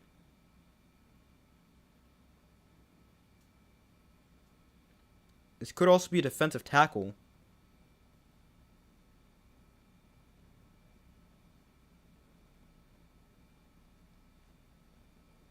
The pick is in for the Giants. Man, who did they move up for? I really wasn't expecting them to go do that. I mean, I thought they might trade Kayvon Thibodeau because there's conflicting reports that they're going to trade him versus they're not going to trade him. So I thought they could flip him for a second or third, which I would love for them to do, especially after drafting Arvell Reese. But they're on the clock. The pick is in at pick 74, and we'll see. They go receiver Malachi Fields. Malachi Fields out of Notre Dame is the selection for the Giants. They trade up for him. Okay.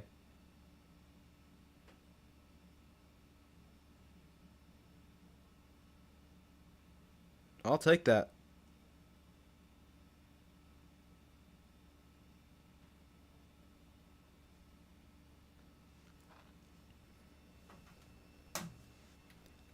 Maybe would have preferred Ted Hurst out of Georgia State. But I'll take Malachi Fields. He's a really good player. I like him a lot. I watched him a lot at Notre Dame. Being a Notre Dame fan. And Giants go get themselves a receiver for Jackson Dart at 74 after trading up for him. So hopefully that turns out to be a good pick. Second half has started here. And DTR getting downfield to throw a block for Snoop Connor. And Snoop Connor out near midfield. And he was flipping over the bench. Over on the sideline. Wow, a lot happening here as we start the second half.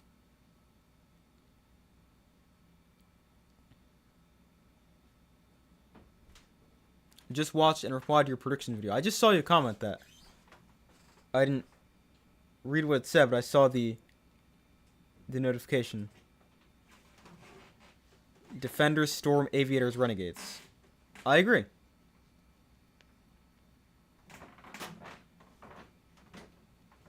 (11-5 in the year. That's one game better than I am. I'm 10-6. DTR gonna look to throw. He's going deep downfield. What is this cameraman doing? This cameraman had no idea where the ball was, so he missed like a 30-yard pass play. But they go deep down the field to Davis, who apparently makes the catch, but we can't see it.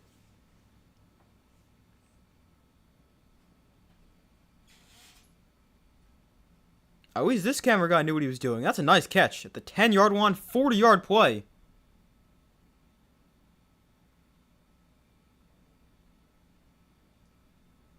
And the Stallions inside the 10 at the 8-yard line now. Here's DTR trying to turn the corner. And he hurdles a guy, or tries to. He's knocked him out near the goal line. And they're going to spot him out just short. At the 1.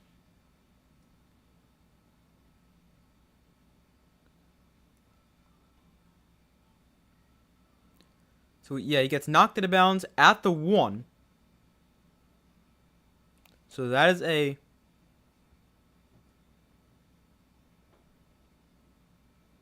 A good call by the ref to mark him short. 2nd and goal from the 1. DTR hands off. Connor is in. Touchdown, Stallions. They go right down the field to open up the second half. Snoop Connor finds the end zone. And the Stallions now with a decision to make. Do you go for 2 and try to tie it, or do you just take the 1 right here?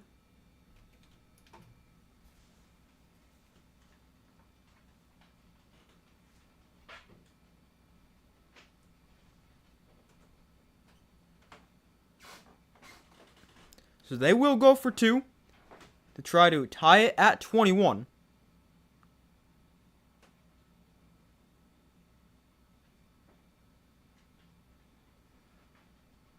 So ball on the 2. DTR in shotgun. Going to back to his left. 3 receivers bunch to the right side. Quick throw. That pass batted up in the air and almost caught off the deflection. But it ends up being incomplete. And the 2-point attempt is unsuccessful.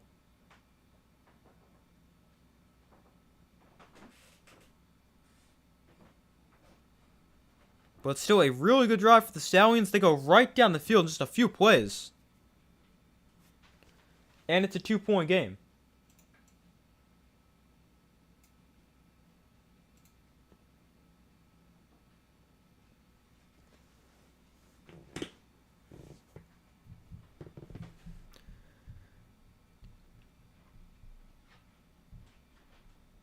Four plays, 68 yards.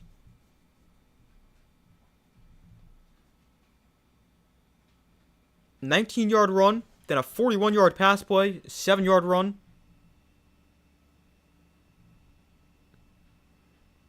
And then DTR scramble for 7, and then the 1-yard run by Snoop Connor for the touchdown.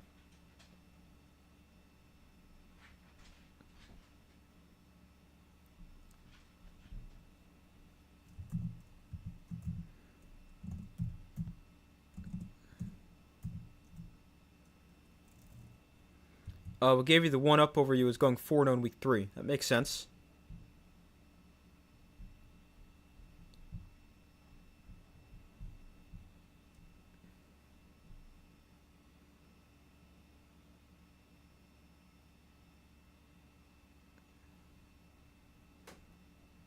Yeah, missed the Stallions in week 3.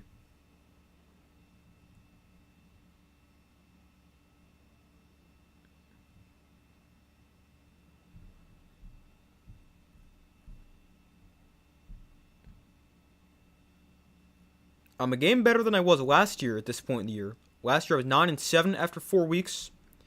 This year I'm 10-6, although 2 years ago I was 11-5.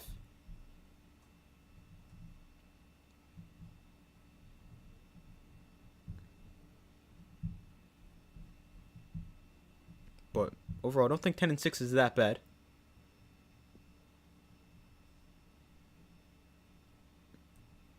Yeah, I don't think I've had a week this year yet where I've gone 4-0. No, I've gone 3-1 twice and 2-2 twice. So hopefully I've got a 4-0 week at some point. Maybe it's this week.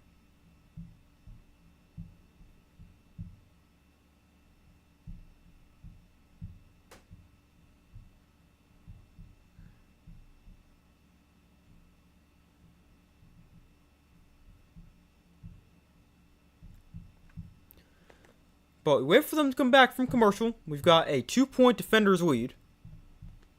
And they'll get the ball back here for their first possession of the second half. Actually, they're back and kick his way right now. Valde will bring it back from the 6-yard line. And Valde runs into a wall at the 30. And is taken down at the 31.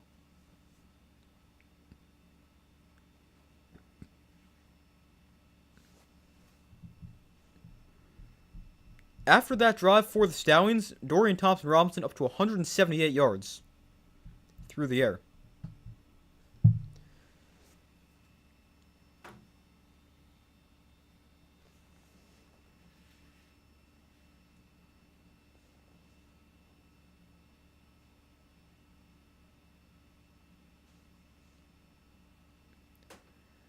So first down here for the defenders.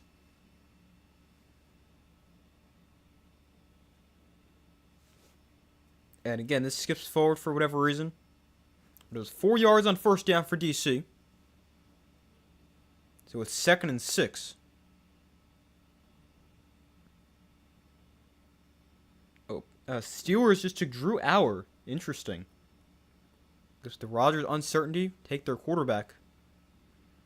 I don't like Drew Auer, but I know NFL teams are going to like the traits he's got. 2nd down, here's a little swing pass for Ty Scott.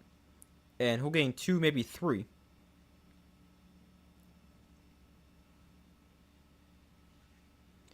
Hoping to go 4-0 in week 5. Really want their Storm to be 5-0. Yeah, the Storm, they've looked pretty good so far. Unbeaten. They've looked good, especially defensively.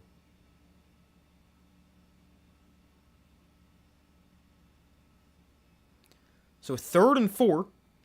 Tayama going to look to throw. Has time. Now throws over the middle of that. It's caught by Powell for a first down. At the 48-yard line, he makes the catch. And the defenders with a first down. Really nice pocket right there for Jordan Tayama. His first read wasn't there. But then he's got time to find an open receiver in Cornell Powell over the middle. He does get pressured a little bit as he makes that throw, but good protection. It's such a drastic increase or improvement from the offensive line from week 1 to now. Well, it's 7 sacks week 1 and now playing pretty well. Kind of explains the DC offense as a whole. Gets pressured here. Tayama running around, and he'll just throw this away.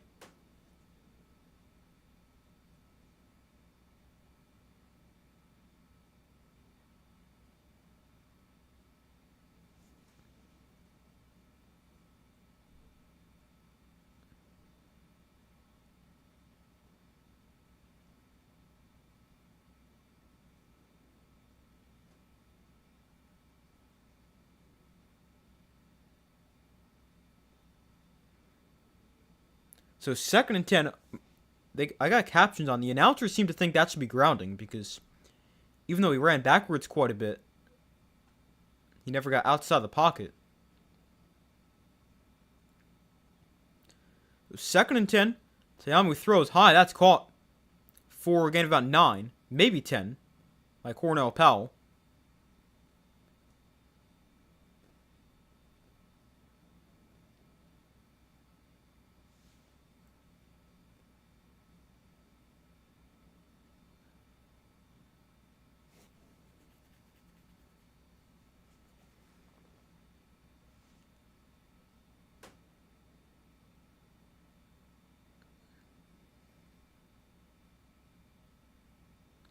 So 3rd and 1. Tayama with shotgun back to his left. And Tayama going to hand it off. Here's Jackson for a first down. Deion Jackson with about 4, maybe 5 yards. And he moves the sticks. First down defenders.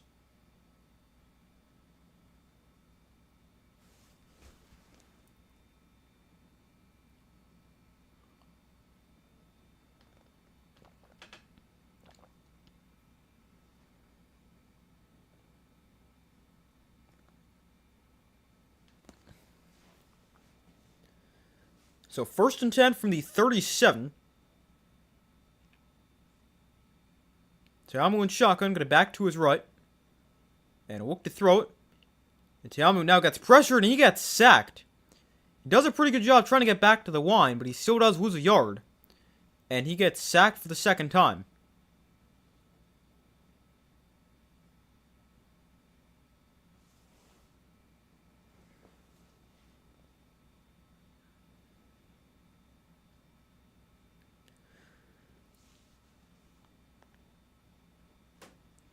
Just nowhere to go with the ball right there.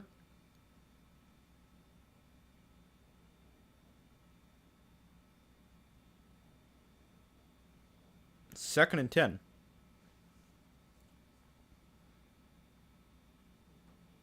So Tayama to throw on 2nd down.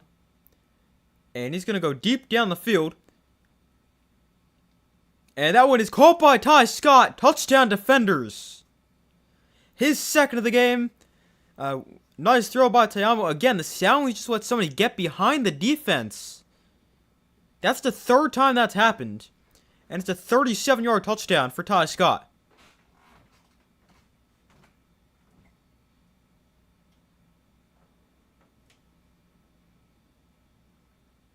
Sorry about the delayed reaction right there. It froze up for a second. Right as Tayamo was throwing the ball.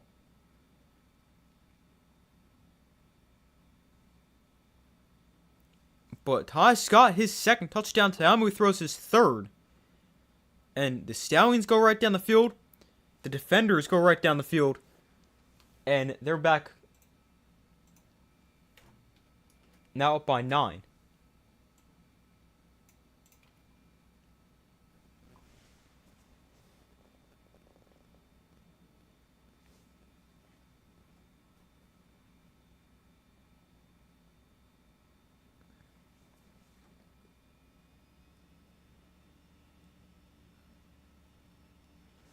So 28-19. The defenders take the lead. Tayamo is up to 235 yards, 3 touchdowns. His best game of the year by a mile. And Ty Scott now has 3 catches, 84 yards, 2 touchdowns.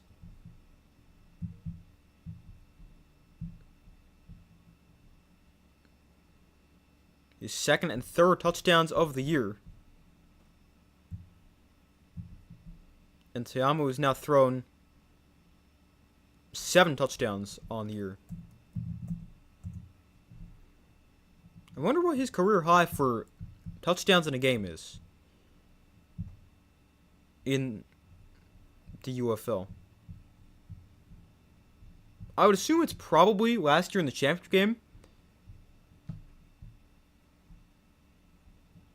But I don't know. I'm going to look. So if we go all the way back to 2020 in the XFL, when he was with St. Louis, he threw 3 touchdowns in week 2. Then 2022 in the USFL, he threw 4 as a member of the Tampa Bay Bandits. He threw for 333 yards, 4 touchdowns in a loss to the Stars. So right now 4 is his career high. Then 2023 with the Defenders, he also threw 4 in a win over the Sea Dragons. Then 2024, his high in the year was 2.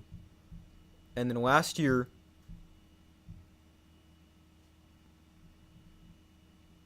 his high was 4 in the championship game. So his career high is 4 touchdown passes in a single game.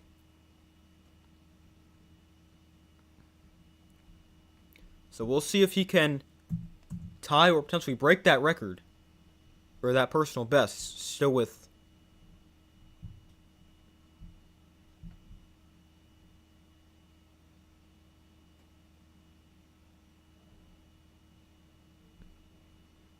plenty of time left in this game.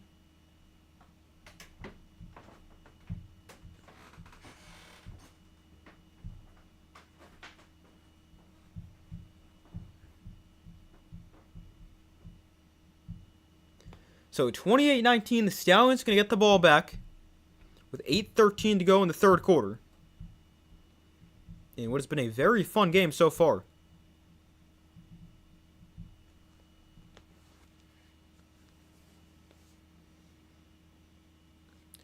So the kickoff going to be brought back here by Chenault, and he crosses to 30 and then gets knocked down at the 33.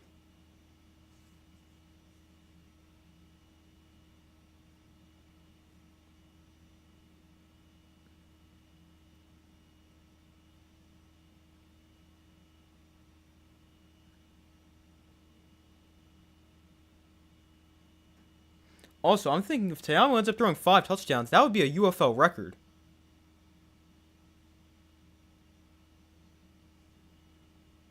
Because I remember Austin Reed tied the record with 4 touchdowns back in week 2. So if he throws 5, I do believe that would be the record. Here's DTR to throw. That's a nice throw, right on the money. To Deion Kane for about 18 yards.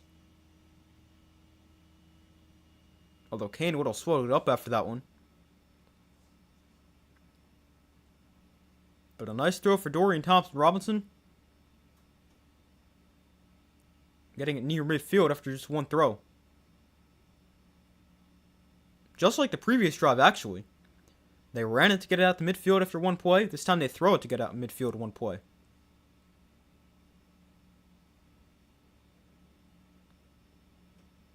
So 1st and 10 from exactly midfield, actually.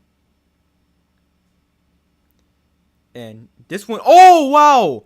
They try to throw the screen, it gets knocked up in the air and picked off. And then Dorian Thompson-Robinson eventually runs him down. Oh, wow, that is very unlucky for the Stallions. Almost a pick six on a screen. Wow, that is unlucky.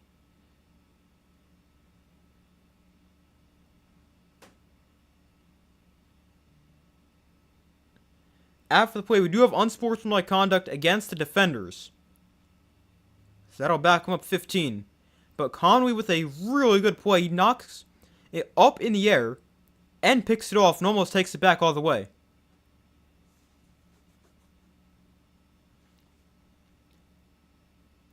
They're trying to just throw a screen to John Ross. But it's a corner blitz, and the blitzing corner knocks it up in the air and picks it off.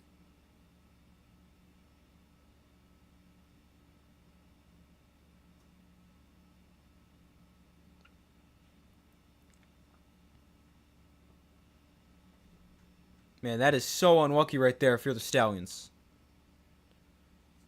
That is their 3rd turnover of the game. 2nd interception thrown by DTR. But again, this one's not really his fault. Both of them have been tipped at the line of scrimmage.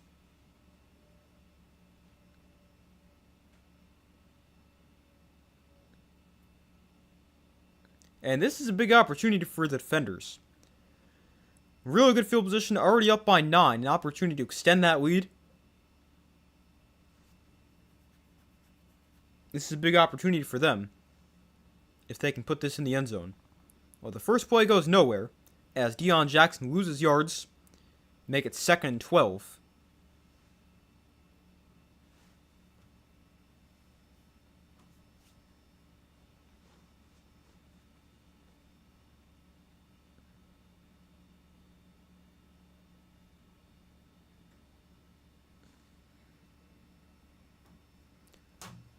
So 2nd and 12. Play action, Tayamo pressured, makes the guy miss. Now he's rolling to his right, and Tayamo just going to throw it away. So make it 3rd and 12. Stallions defense really needs to stop right here.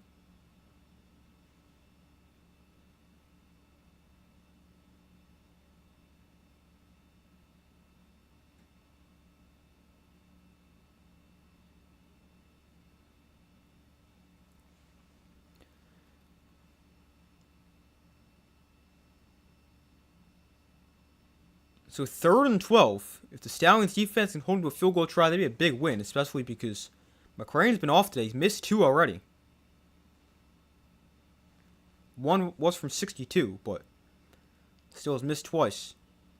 This one thrown underneath, that's caught by Deion Jackson, but he'll only gain 4. So it's 4th down, and it will be a field goal try upcoming for the defenders. They try to put him up 31-19. And again, McCrane has missed. He missed from 62, and then again from like 40 or something like that before halftime.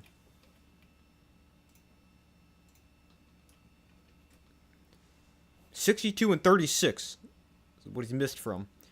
This is a 47-yarder from the right hash, so not a gimme.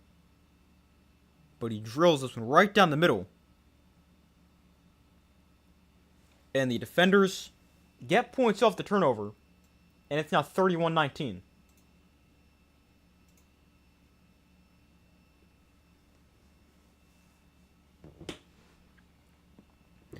But, I mean, overall, a pretty good drive for the Stallions defense. They end up forcing him to go backwards, and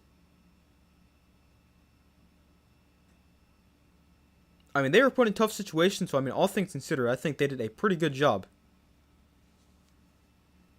considering the circumstances.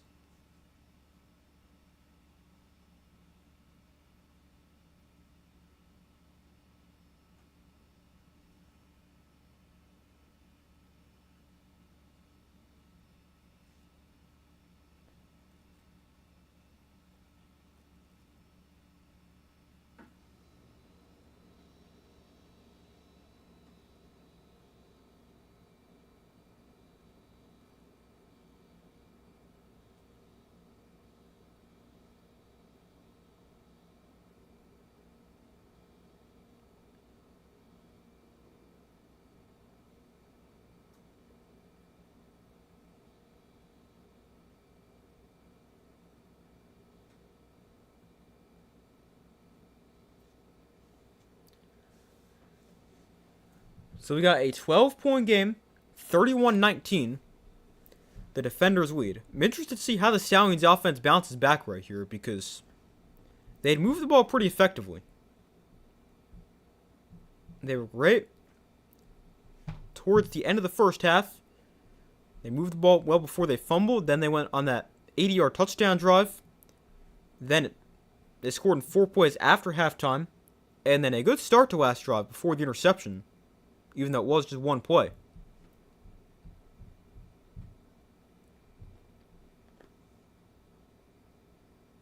So let's see how they bounce back.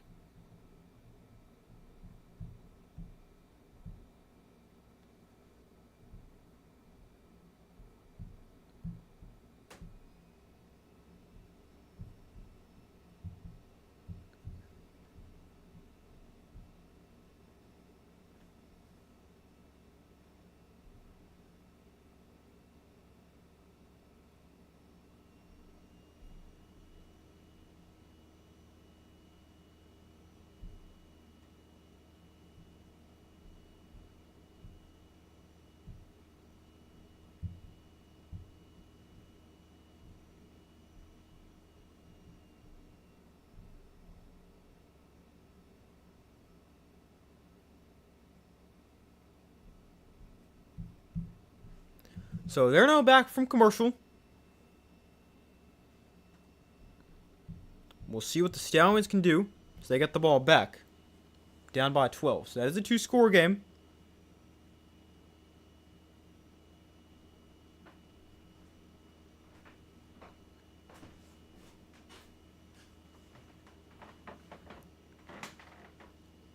But I mean, technically this is a touchdown and a field goal game.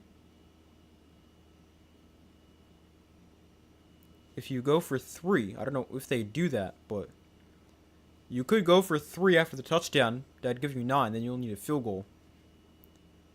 But let's see. It was a great return for the Stallions, already starting near midfield. So here's Thompson Robinson, gets pressured, and he gets sacked. A corner blitz off the edge, he did not stand much of a chance on that one.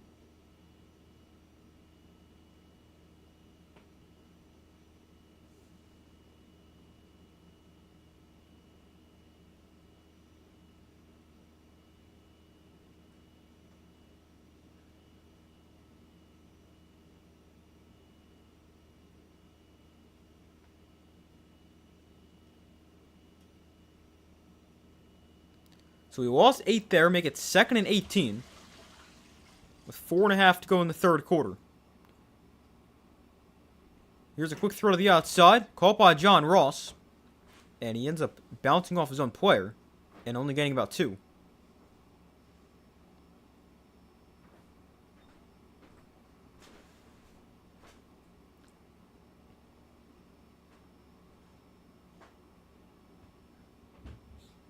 DeAndre Baker really blows that one up.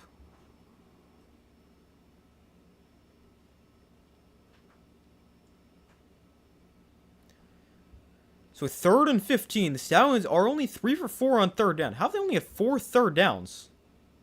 I don't know, but 3rd and long. Underneath, that's caught. Mickens close to the first. That is actually huge right there, because you have to go for it.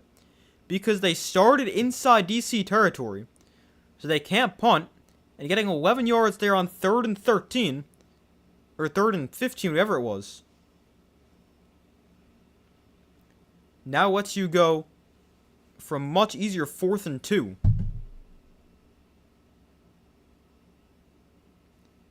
They try to throw the screen. Confusion all over the place. Ends up incomplete. Everybody's confused. I'm not sure what was supposed to happen there.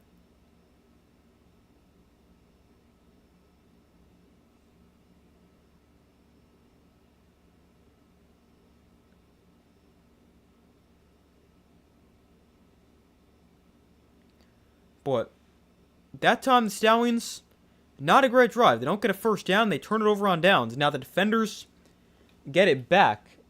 Good field position because they turn it over on downs. They'll get it just inside their own territory. And a 12-point lead gives the opportunity to extend that and make it potentially 19. So the Stallions really need their defense to come up big right now.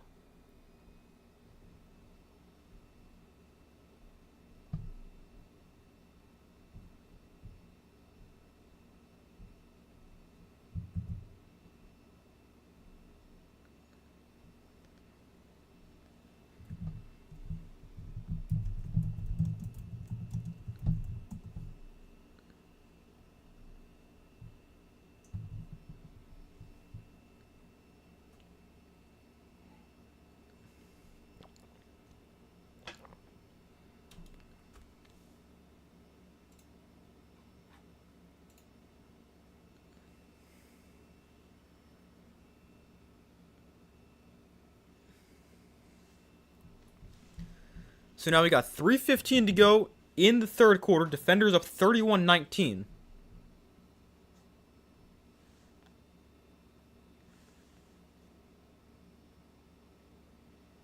And we'll see what they can do on this next offensive possession.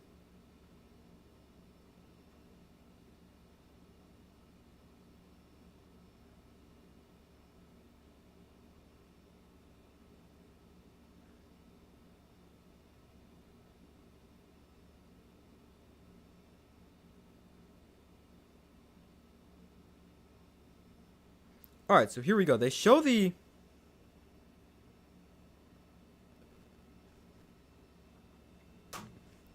screen again. So they had numbers to the outside. They had 3 players out there. The defenders only had 2.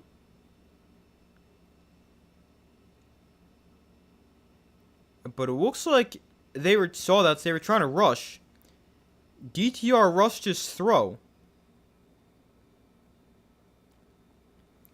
And it was inaccurate. Davis also didn't really try to move to get that. And then turning over on down. Now Valade breaking free inside Stallion territory down the sideline to the 23-yard line for his final hit taken down. A big run for Xavier Valade. And 1 play, and the defenders deep inside Stallion territory. Stallions had a small spark, but now are faltering. Yeah, I mean, that interception really changed the momentum of this game. Valade again, for a gain of 4.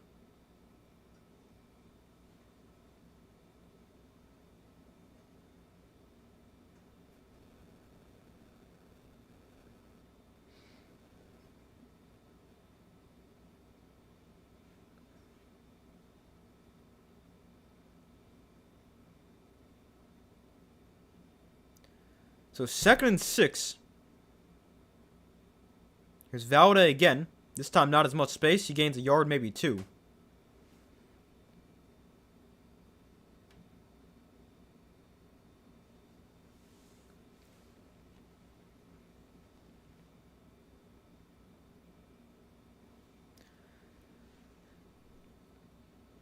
But yeah, it really seemed like the Stallions had the spark. Like, I'm thinking right before the drive where they throw the interception and they get a good start to that drive, I'm thinking, all right, we're about to go back and forth this entire second half, and this can be really fun. But instead they throw the pick, and there's still a lot of time left. We got the whole fourth quarter, but that has definitely changed some stuff here in the third. Tayamo to throw on 3rd and 4. He gets pressured, steps up, going to try to run here, and he is going to bounce off a defender and get the first down.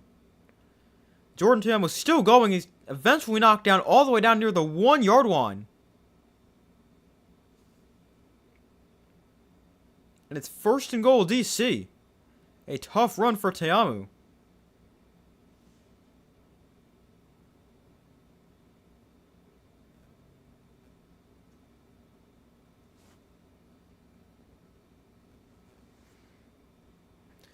Will you be live for any of the other games this week? No, just this one. This week. Here's Valade towering towards the goal line. And he is very close. He falls in. Xavier Valade, his 2nd rushing touchdown of the game. And the defenders extend their lead. They're about to go up 19. Late in the 3rd quarter. A great drive for DC. All on the ground. And Xavier and Valade about to push this to a 19-point game.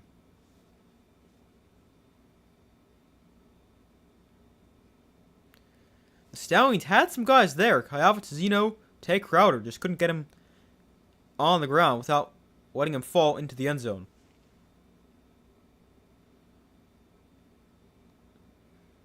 And here is Matt McCrane for the extra point. And it is good. 38-19. Defenders with the Stallions.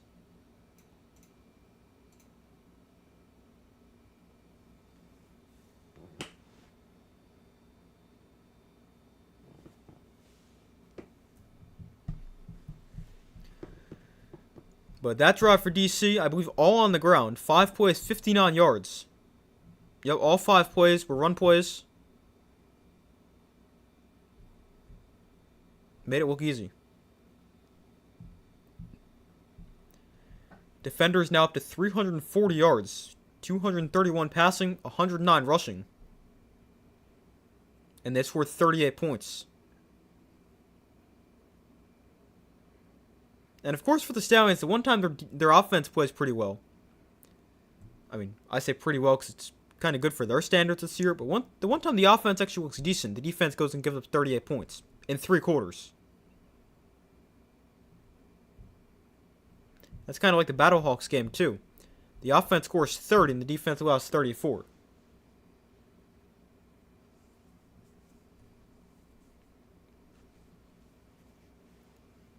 Like, they haven't really played a complete game.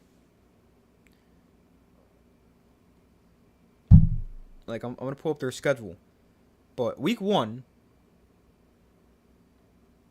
defense pretty good, offense not so good. Won 15-13. Week 2 against the Gamblers, 22-20 or 24, I think it was 22-20. But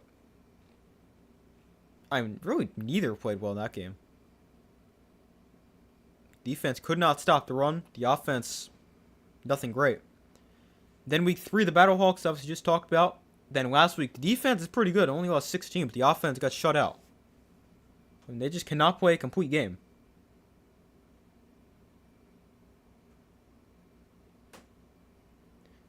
Back-to-back wide receivers taking the NFL draft. The Panthers go Chris Brazzell at 83. The Buccaneers take Georgia State receiver Ted Hurst at 84. Giants took Malachi Fields 10 picks ago at 74. I think all 3 are good players.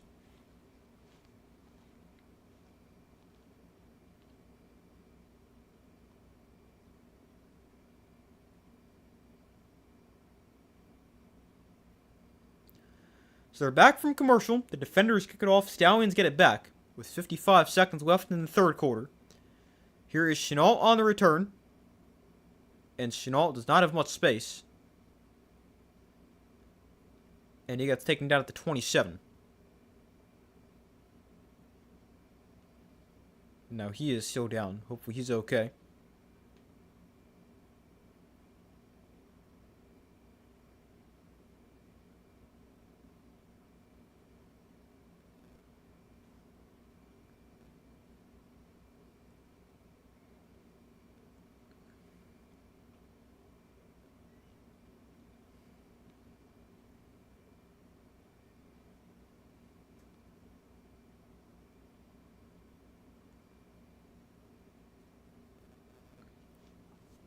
So 49 seconds left in the first half. Sorry, the 3rd quarter.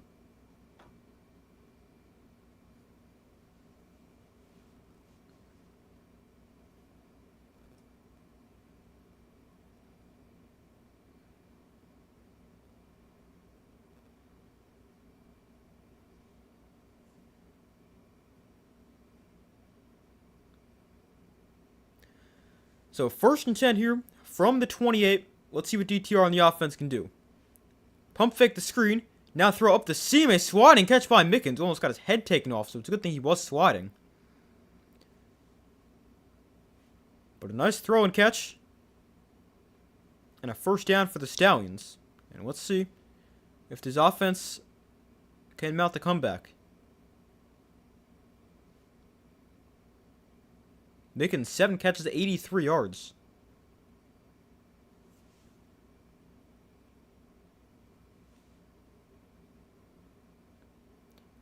Well, here's DTR. He's going deep downfield.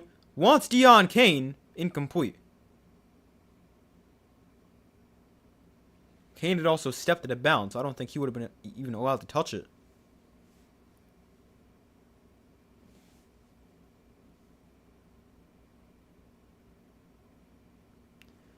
But that is going to bring us into the fourth quarter. It'll be 2nd and 10 for the Stallions.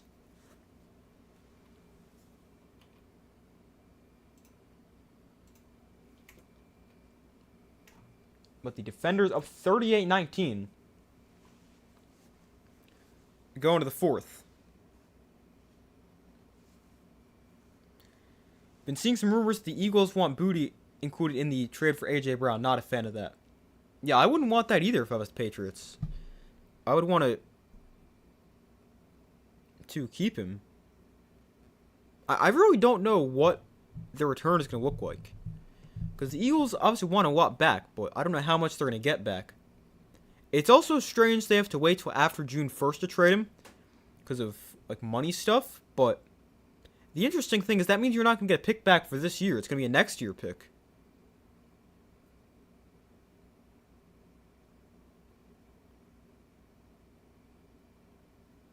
Although, I mean, with how good next year's draft is looking, at least as of now, that might not be a bad thing. But it is interesting. It's not often you have teams want to trade, but wait till after a certain date to do so.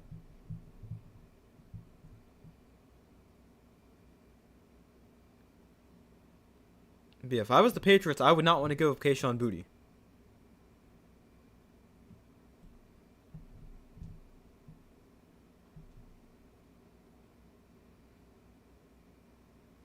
But it definitely seems like that trade's going to happen at some point. Especially after the Eagles took Mekhi Lemon yesterday.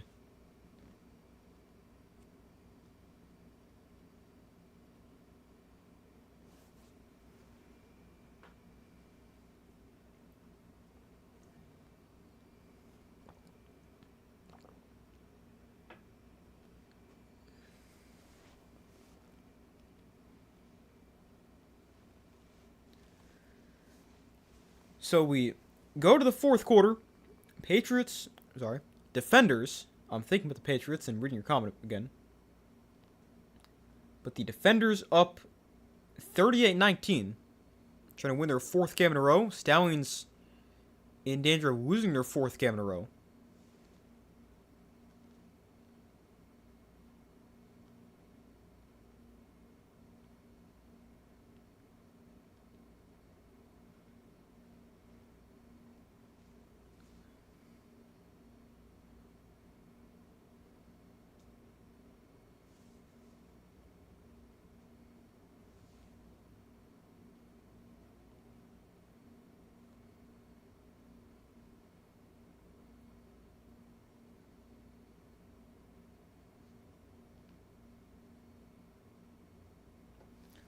So back from commercial, we go to the fourth quarter. Defenders, they've scored at least 10 points. They scored 14.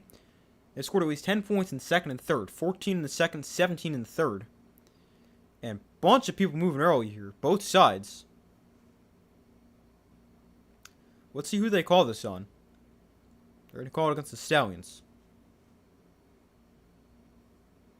So that backs them up 5.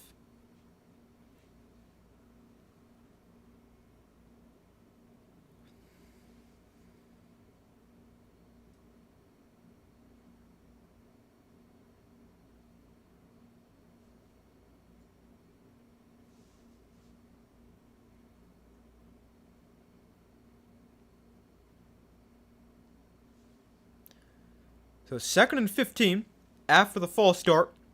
Here's Thompson Robinson to throw. And he throws deep downfield. That was Kane. No, sorry, John Ross. Wow, I really can't get this guy right. But John Ross, he wants a flag. He'll get one. It's going to be a hold against the Defenders. They're called pass interference, actually.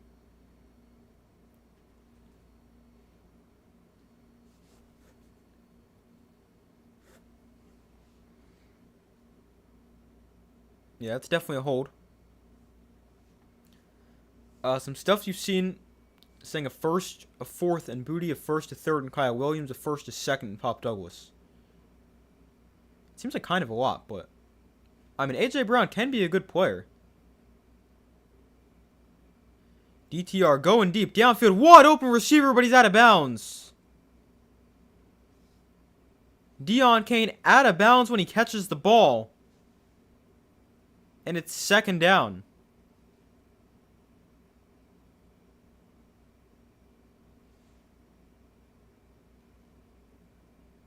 Man, DTR has to make a better throw than that. If he leads him down the field and doesn't throw it out of bounds, that's a touchdown. But that is a bad throw by Dorian Thompson-Robinson.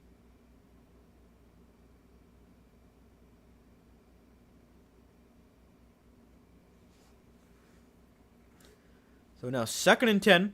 DTR underneath. That's caught by Davis Price. And he is wrapped up right after the catch. After getting just a yard.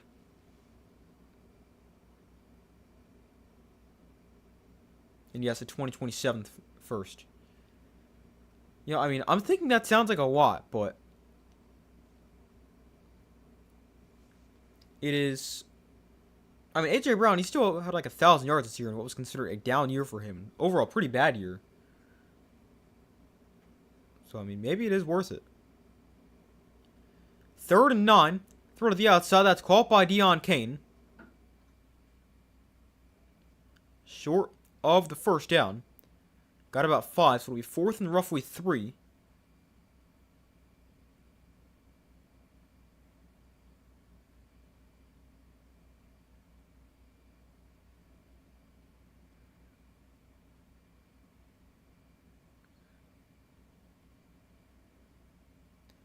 So 4th and 4.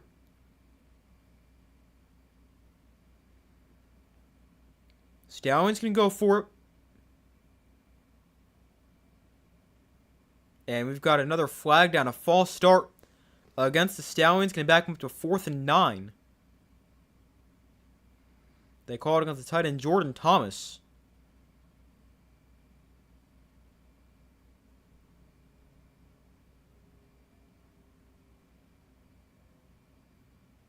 Second false start of the drive.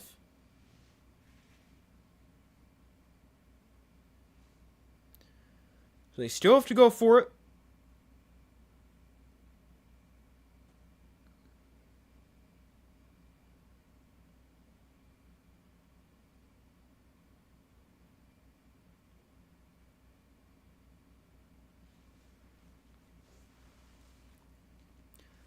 Your DTR. He's going to check it down on 4th and 9. Davis Price has a lot of work to do, and he's just going to get back to the line of scrimmage.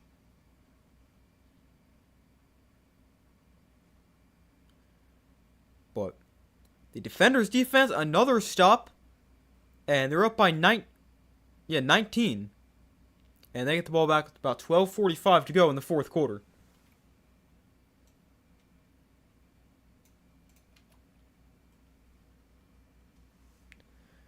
It seems a lot of Patriots fans are okay with trading a first to second in Douglas. I mean, I think that makes sense. I don't know if I'd want to go a second as well, but I would be okay if I was Patriots probably giving up a receiver that's not Kayshon Boutte. Because, I mean, you brought in Romeo Doubs. You're getting a receiver back, too.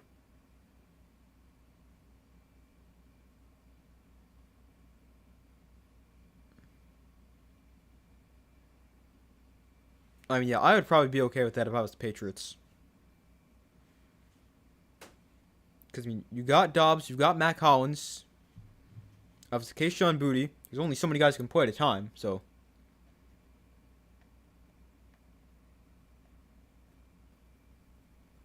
I feel like if I was the Patriots, I'd probably be okay with that.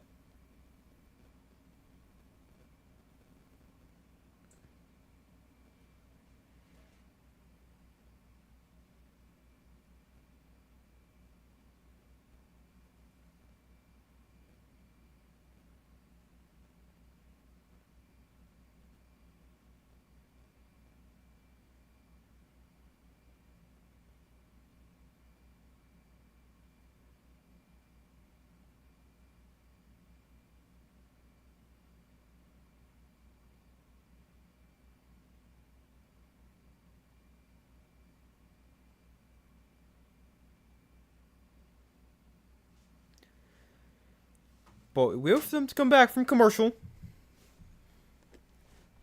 38-19 is the score. 12:44 to go. Defenders well on their way to 4-1. Stallions in danger of falling to 1-4. And I mean, I know we're only halfway through the year after this week, but 1-4, especially with the playoff format being how it is this year, how it's now the top 4 teams in the league make the playoffs as opposed to the top 2 from each division, it is going to be very hard.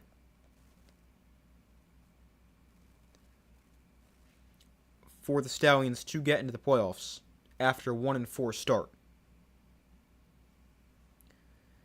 Like, if we look at 2024, they're actually showing the standings right now.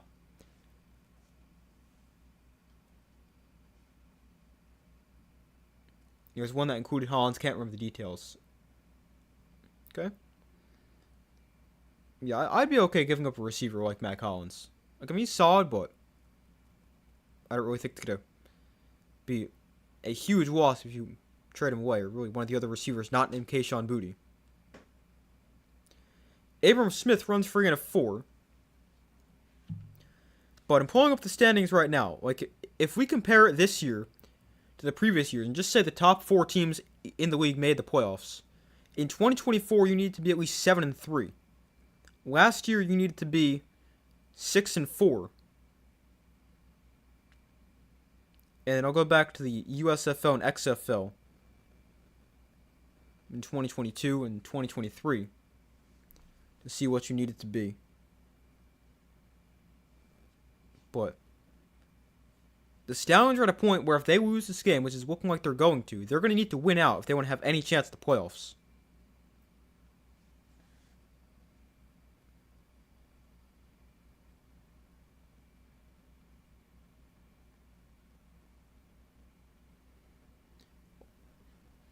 Like, if we go back to 2022 for the USFL,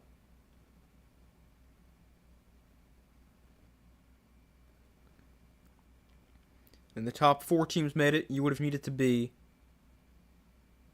Alright, it's loading. Give me 1 second. Tayamu throws a swing pass here to the outside, and breaking free inside the 20, inside the 10, still on his feet, stepped out of bounds at the 5-yard line. That was a very similar play to what Ty Scott scored on before. Another big catch and run for DC. This time they get about 35, maybe 40 yards. Before he's eventually forced out of bounds.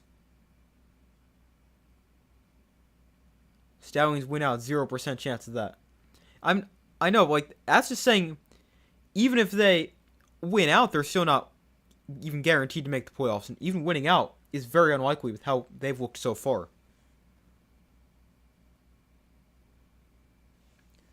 So 1st and goal, here's Abram Smith. Powering towards the goal line. He's stopped at the 3. Brings up 2nd and goal.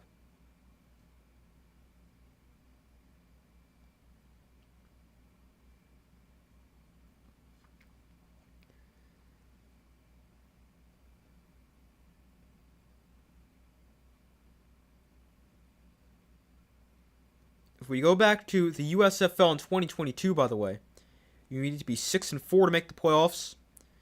And in 2023, you needed to be only 4-6 because that was a weird year. So 2nd and goal. Here's a handoff. Smith again. And this time he's pretty much stopped at the line of scrimmage. Brings up 3rd and goal.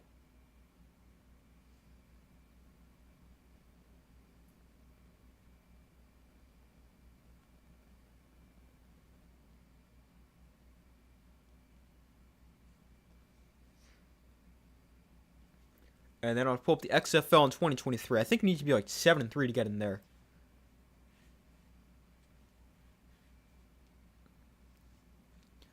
But I'll check that in a second. 3rd and goal for the defenders.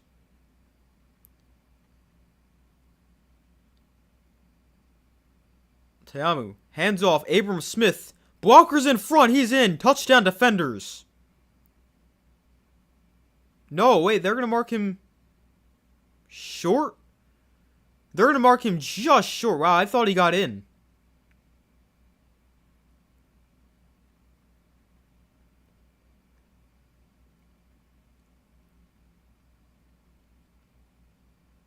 Can't tell what his knee goes down there. I thought he was in.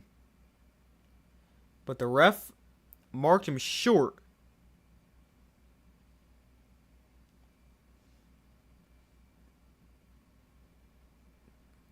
I think he's in, but you can't really see. Oh, here's a good look. Knee is... Oh, he's in. That's a touchdown.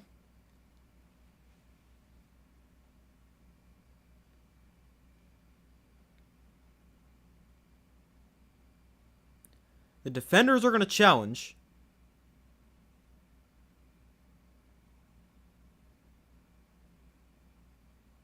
So Dean Blandino in the command center. Going to look at it. This is a touchdown.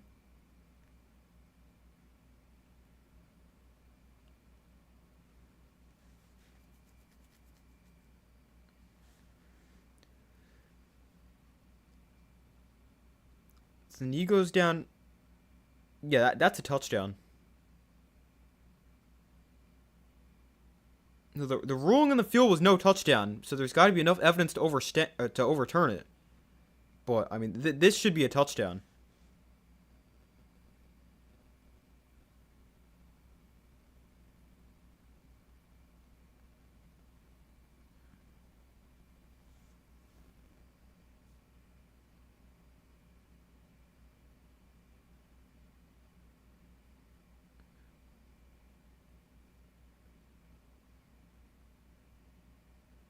Did he keep him short? What is Dean Blandino looking at right here? I have no idea. He was in.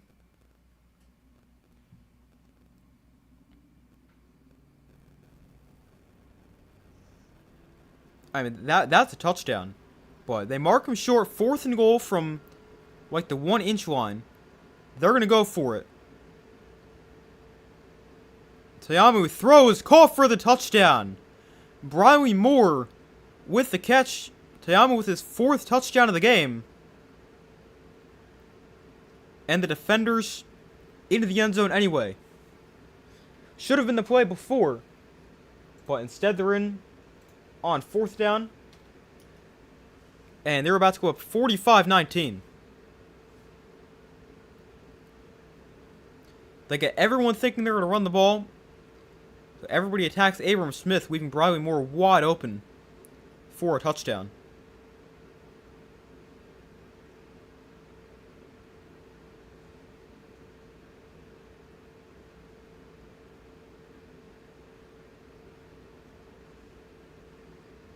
And Matt McCrane hits the extra point. 45-19. Defenders with the Stallions.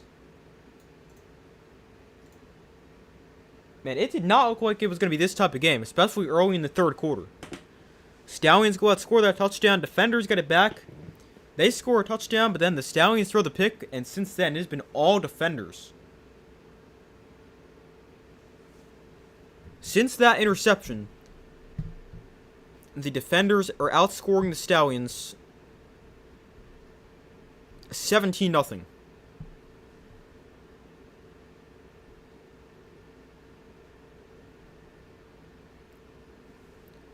For the defenders, this is also their 3rd 40-point game of the season. They tie a season high with 45 points. Still 8 minutes left, too. They scored 10, then 44, 45, 22. And now they're at 45 again. Their franchise record was 58, which they scored in the championship game last year against the Panthers. As far as a regular season record goes for the defenders, I'm going to check that right now. It might be 45 for all I know.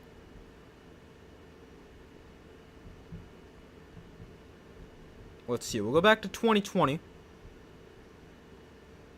The most they scored then was 39. Actually, no, they lost that. Most they scored was 31. In 2023, the most they scored was 36.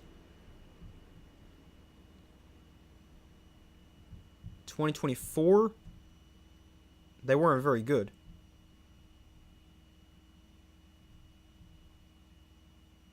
Most they scored was 31.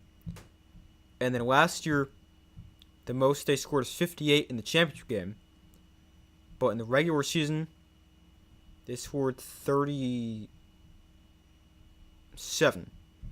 So yeah, 45 is their record for most points in a regular season game.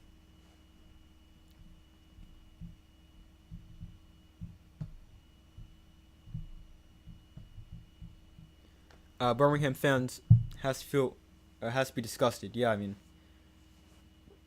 from where they were to where they are now, it is. I'd be quite upset if I was a Stallions fan.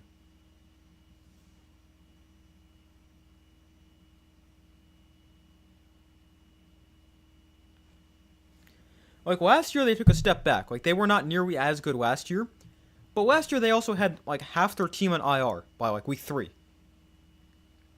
They were so banged up, and they still made the playoffs. I think they went like 7-4 last, or 7-3 last year. But now this year they win their opener, and then they lose, and lose a lot more. I mean, we're only at the mid-season point. There's time for them to turn it around, but obviously with what we were just saying, it could be too late. If the best they can go is 6-4, and that's assuming they win out, which is pretty unlikely. Check down to Snoop Connor. He gains 10 and a first down. 8 minutes to go.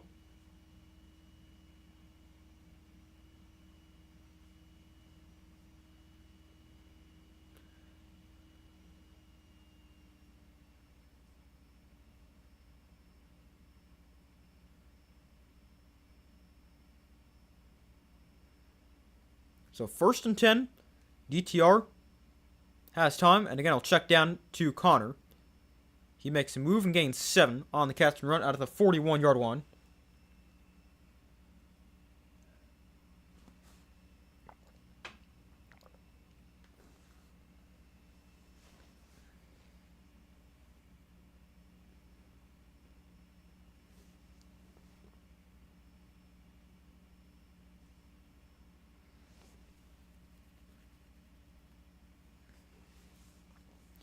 So 2nd and 3.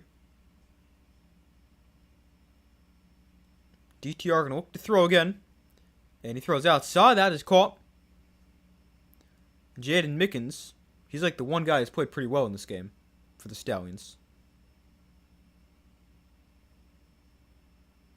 Although, I mean, I don't think DTR's been bad. I mean, people are going to look at the 2 interceptions and say he wasn't great, but I thought he played pretty well.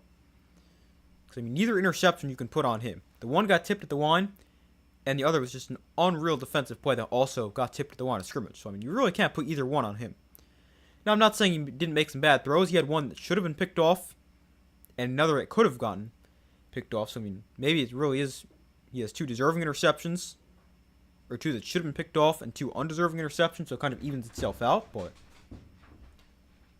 I think he's been pretty good, despite going to be ending up in a blowout loss in his first UFL start. Excuse me.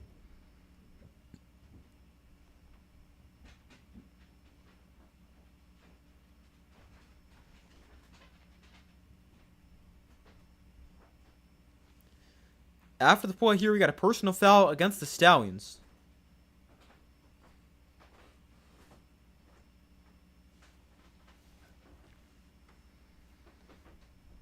They call for a lineman ripping the helmet off somebody after the play.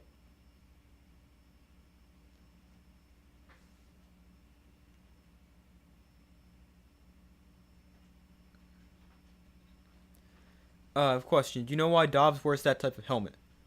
I think it's because he got a concussion a few years ago. I think that's why. I remember he got a concussion.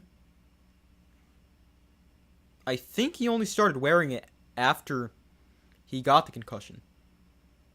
But I'm not completely sure on that. DTR off his back foot. That's caught by Jordan Thomas. Another first down.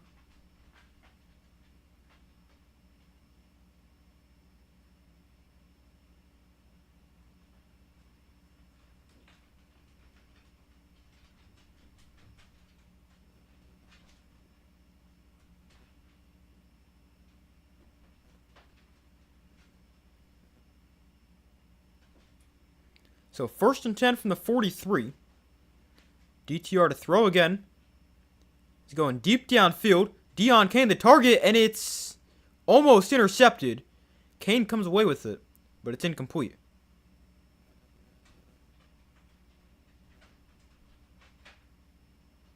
Actually, hold on. The official's discussing something.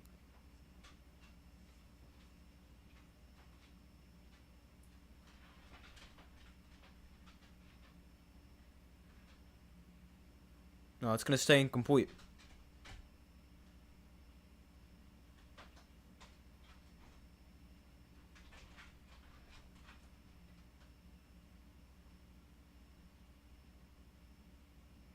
Because Cain takes it back, but he lands out of bounds, and he's also out of bounds when he rips it back.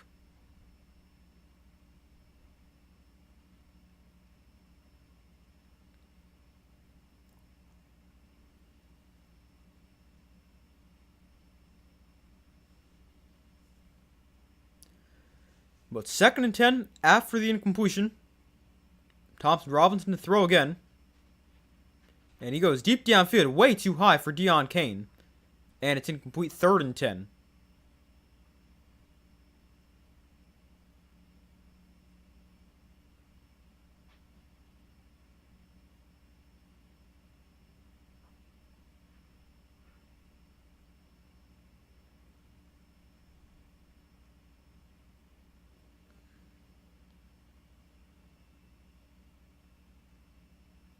So 3rd and 10.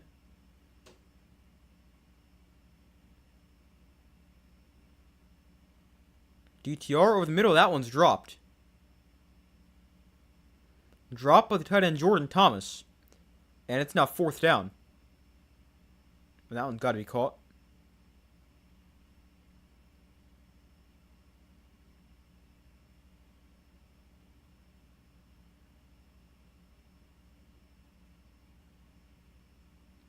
So it's now 4th and 10, 4 minutes, 20 seconds to go in this game. DC up 45-19.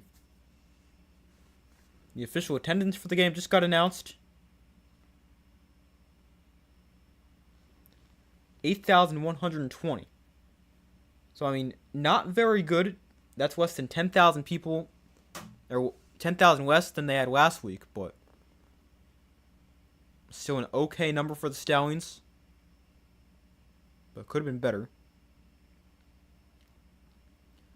But Mickens, another big catch here for the Stallions, another first down. Man, Jaden Mickens is so good.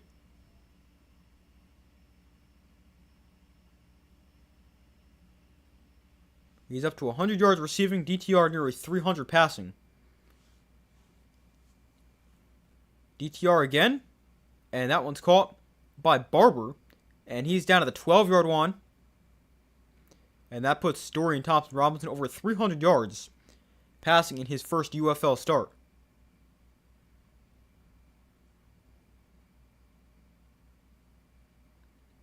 He's up to 313.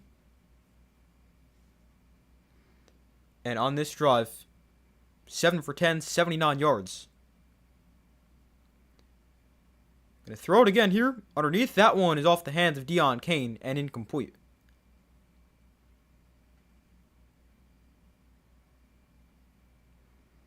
Yeah, Stallions fans are fed up. Yeah, I mean, I get it. I mean, I don't want to see the attendance numbers go down for the UFL and the Stallions, but, I mean, I don't really blame the Stallion fans because they've been pretty bad.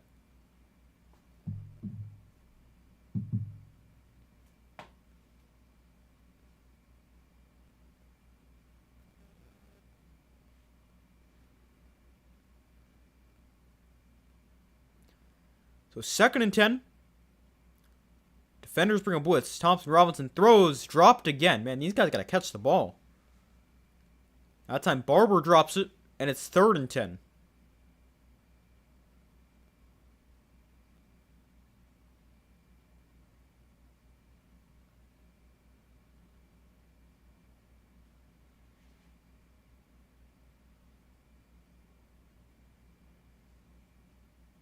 Oh, that one actually did get tipped at the line. But still should be caught. Here's DTR again. 3rd and 10. I'm going to step up here and run it. And Thompson Robinson is in for a touchdown.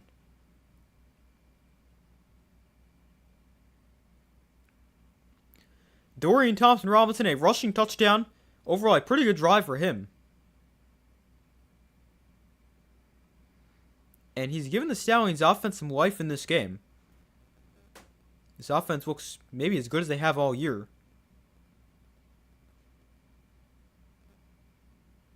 But he's got a rushing touchdown.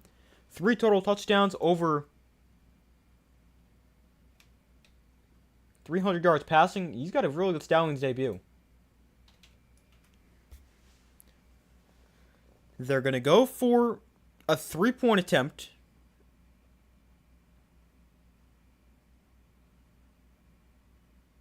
To try to make it 45-28. I mean, it's just going to be too little too late even if they do get it, because you're still down by 17 points.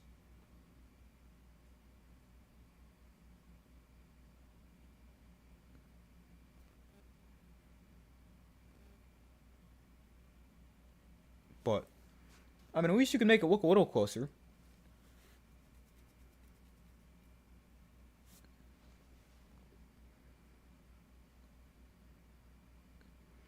It's crazy how cheap the tickets to go to these games are.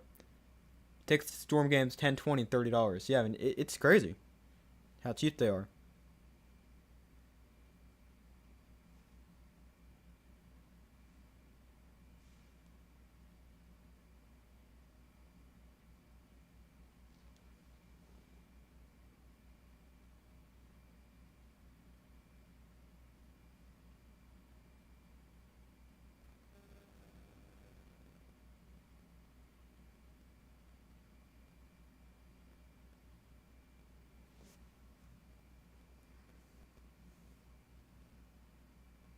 I mean, it's a good strategy having cheap tickets to get people to go to the games. The problem is you just need enough people to go to the games to make it worth it.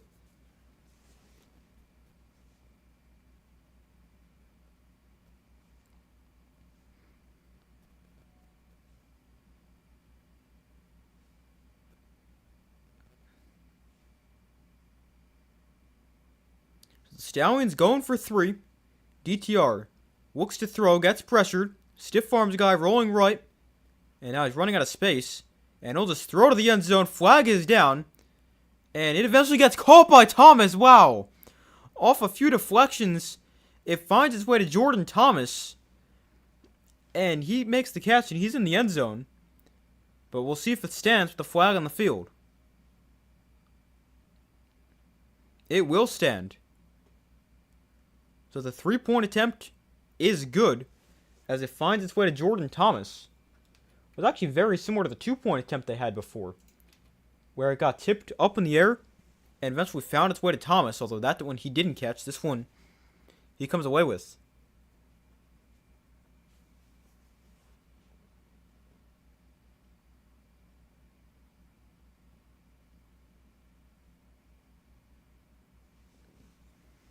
About tickets to the NFL games, that price on the 40s, 50s, 40s or 50s, 70, 80 plus years ago. Yeah, it's crazy.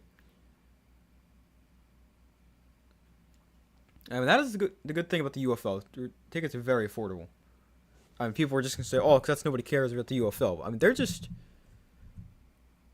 I don't really think their ticket price would ever go, like, insane.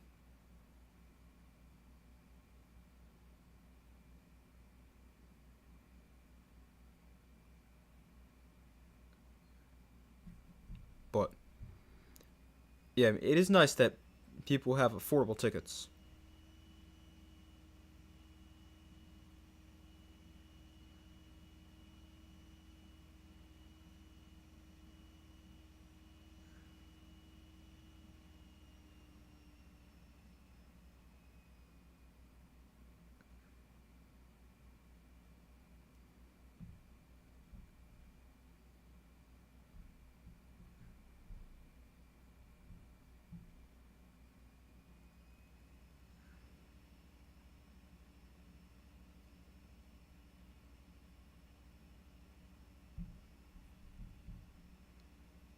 Everyone has to start somewhere. Yeah, exactly.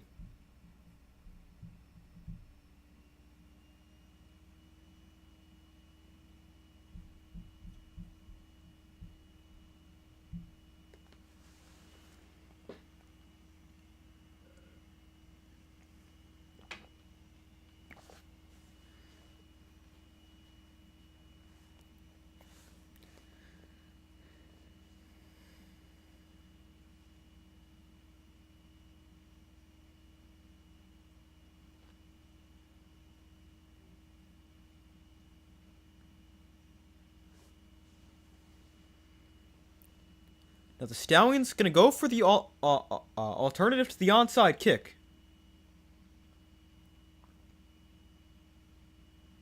There's actually no option for the onside kick in the UFL.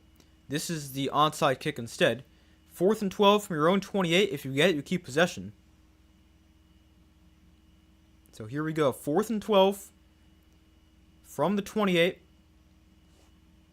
Empty backfield. Thompson Robinson throws outside. It is short and incomplete. John Ross, the intended target, but pretty much threw it at his feet.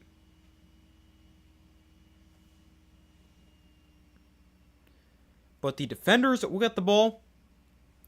And a couple of kneel downs, and that'll do it.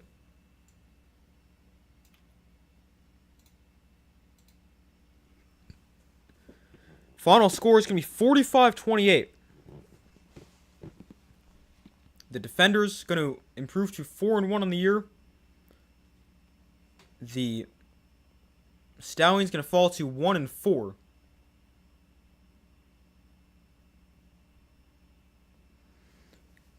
Defenders' win streak will extend to 4 games. The Stallions' losing streak will extend to 4 games.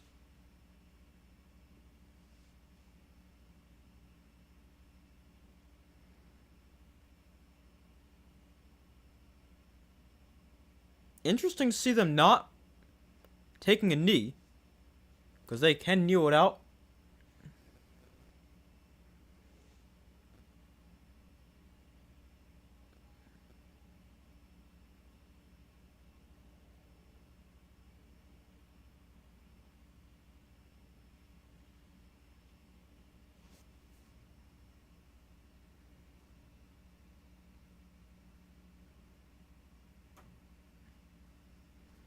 The Cardinals are a team from 1898. American football wasn't really a thing back then. Wow. I actually never knew that.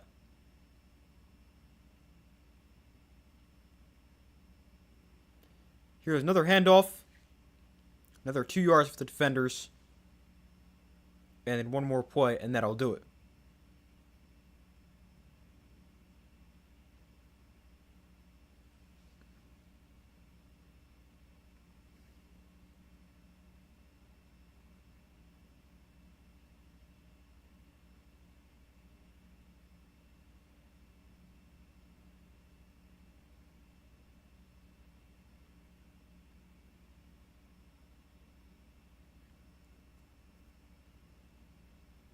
So now they go to victory formation. They take a knee, and the game is final.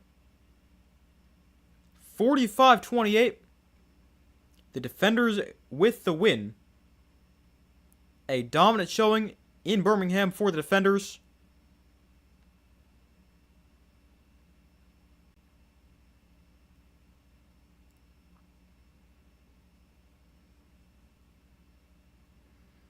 The offense plays really well for DC. Teamu throws 4 touchdowns and 275 yards. They run for 129, another couple scores. And the defense ends up playing pretty well, even though DTR did have a really nice game. But the defenders now 4-1, Stallions 1-4. I do think Dorian Thompson-Robinson and the Stallions offense will be better going forward. Like, they weren't that bad today. The defense just didn't get a stop. They're at the Storm next week. Oh man, they get a tough next couple games. They're Storm, Renegades, and then back-to-back against the Aviators and then the Gamblers.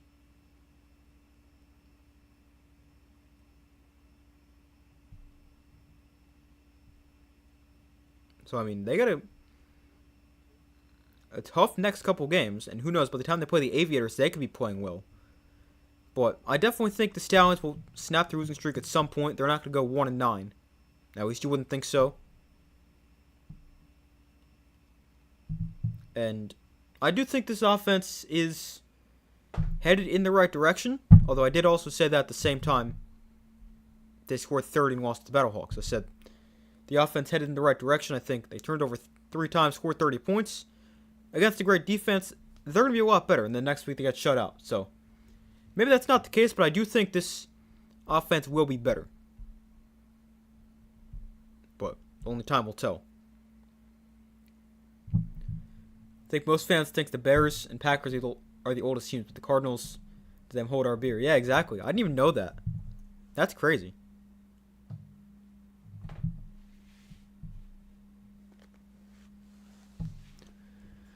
But the Defenders beat the Stallions 45-28.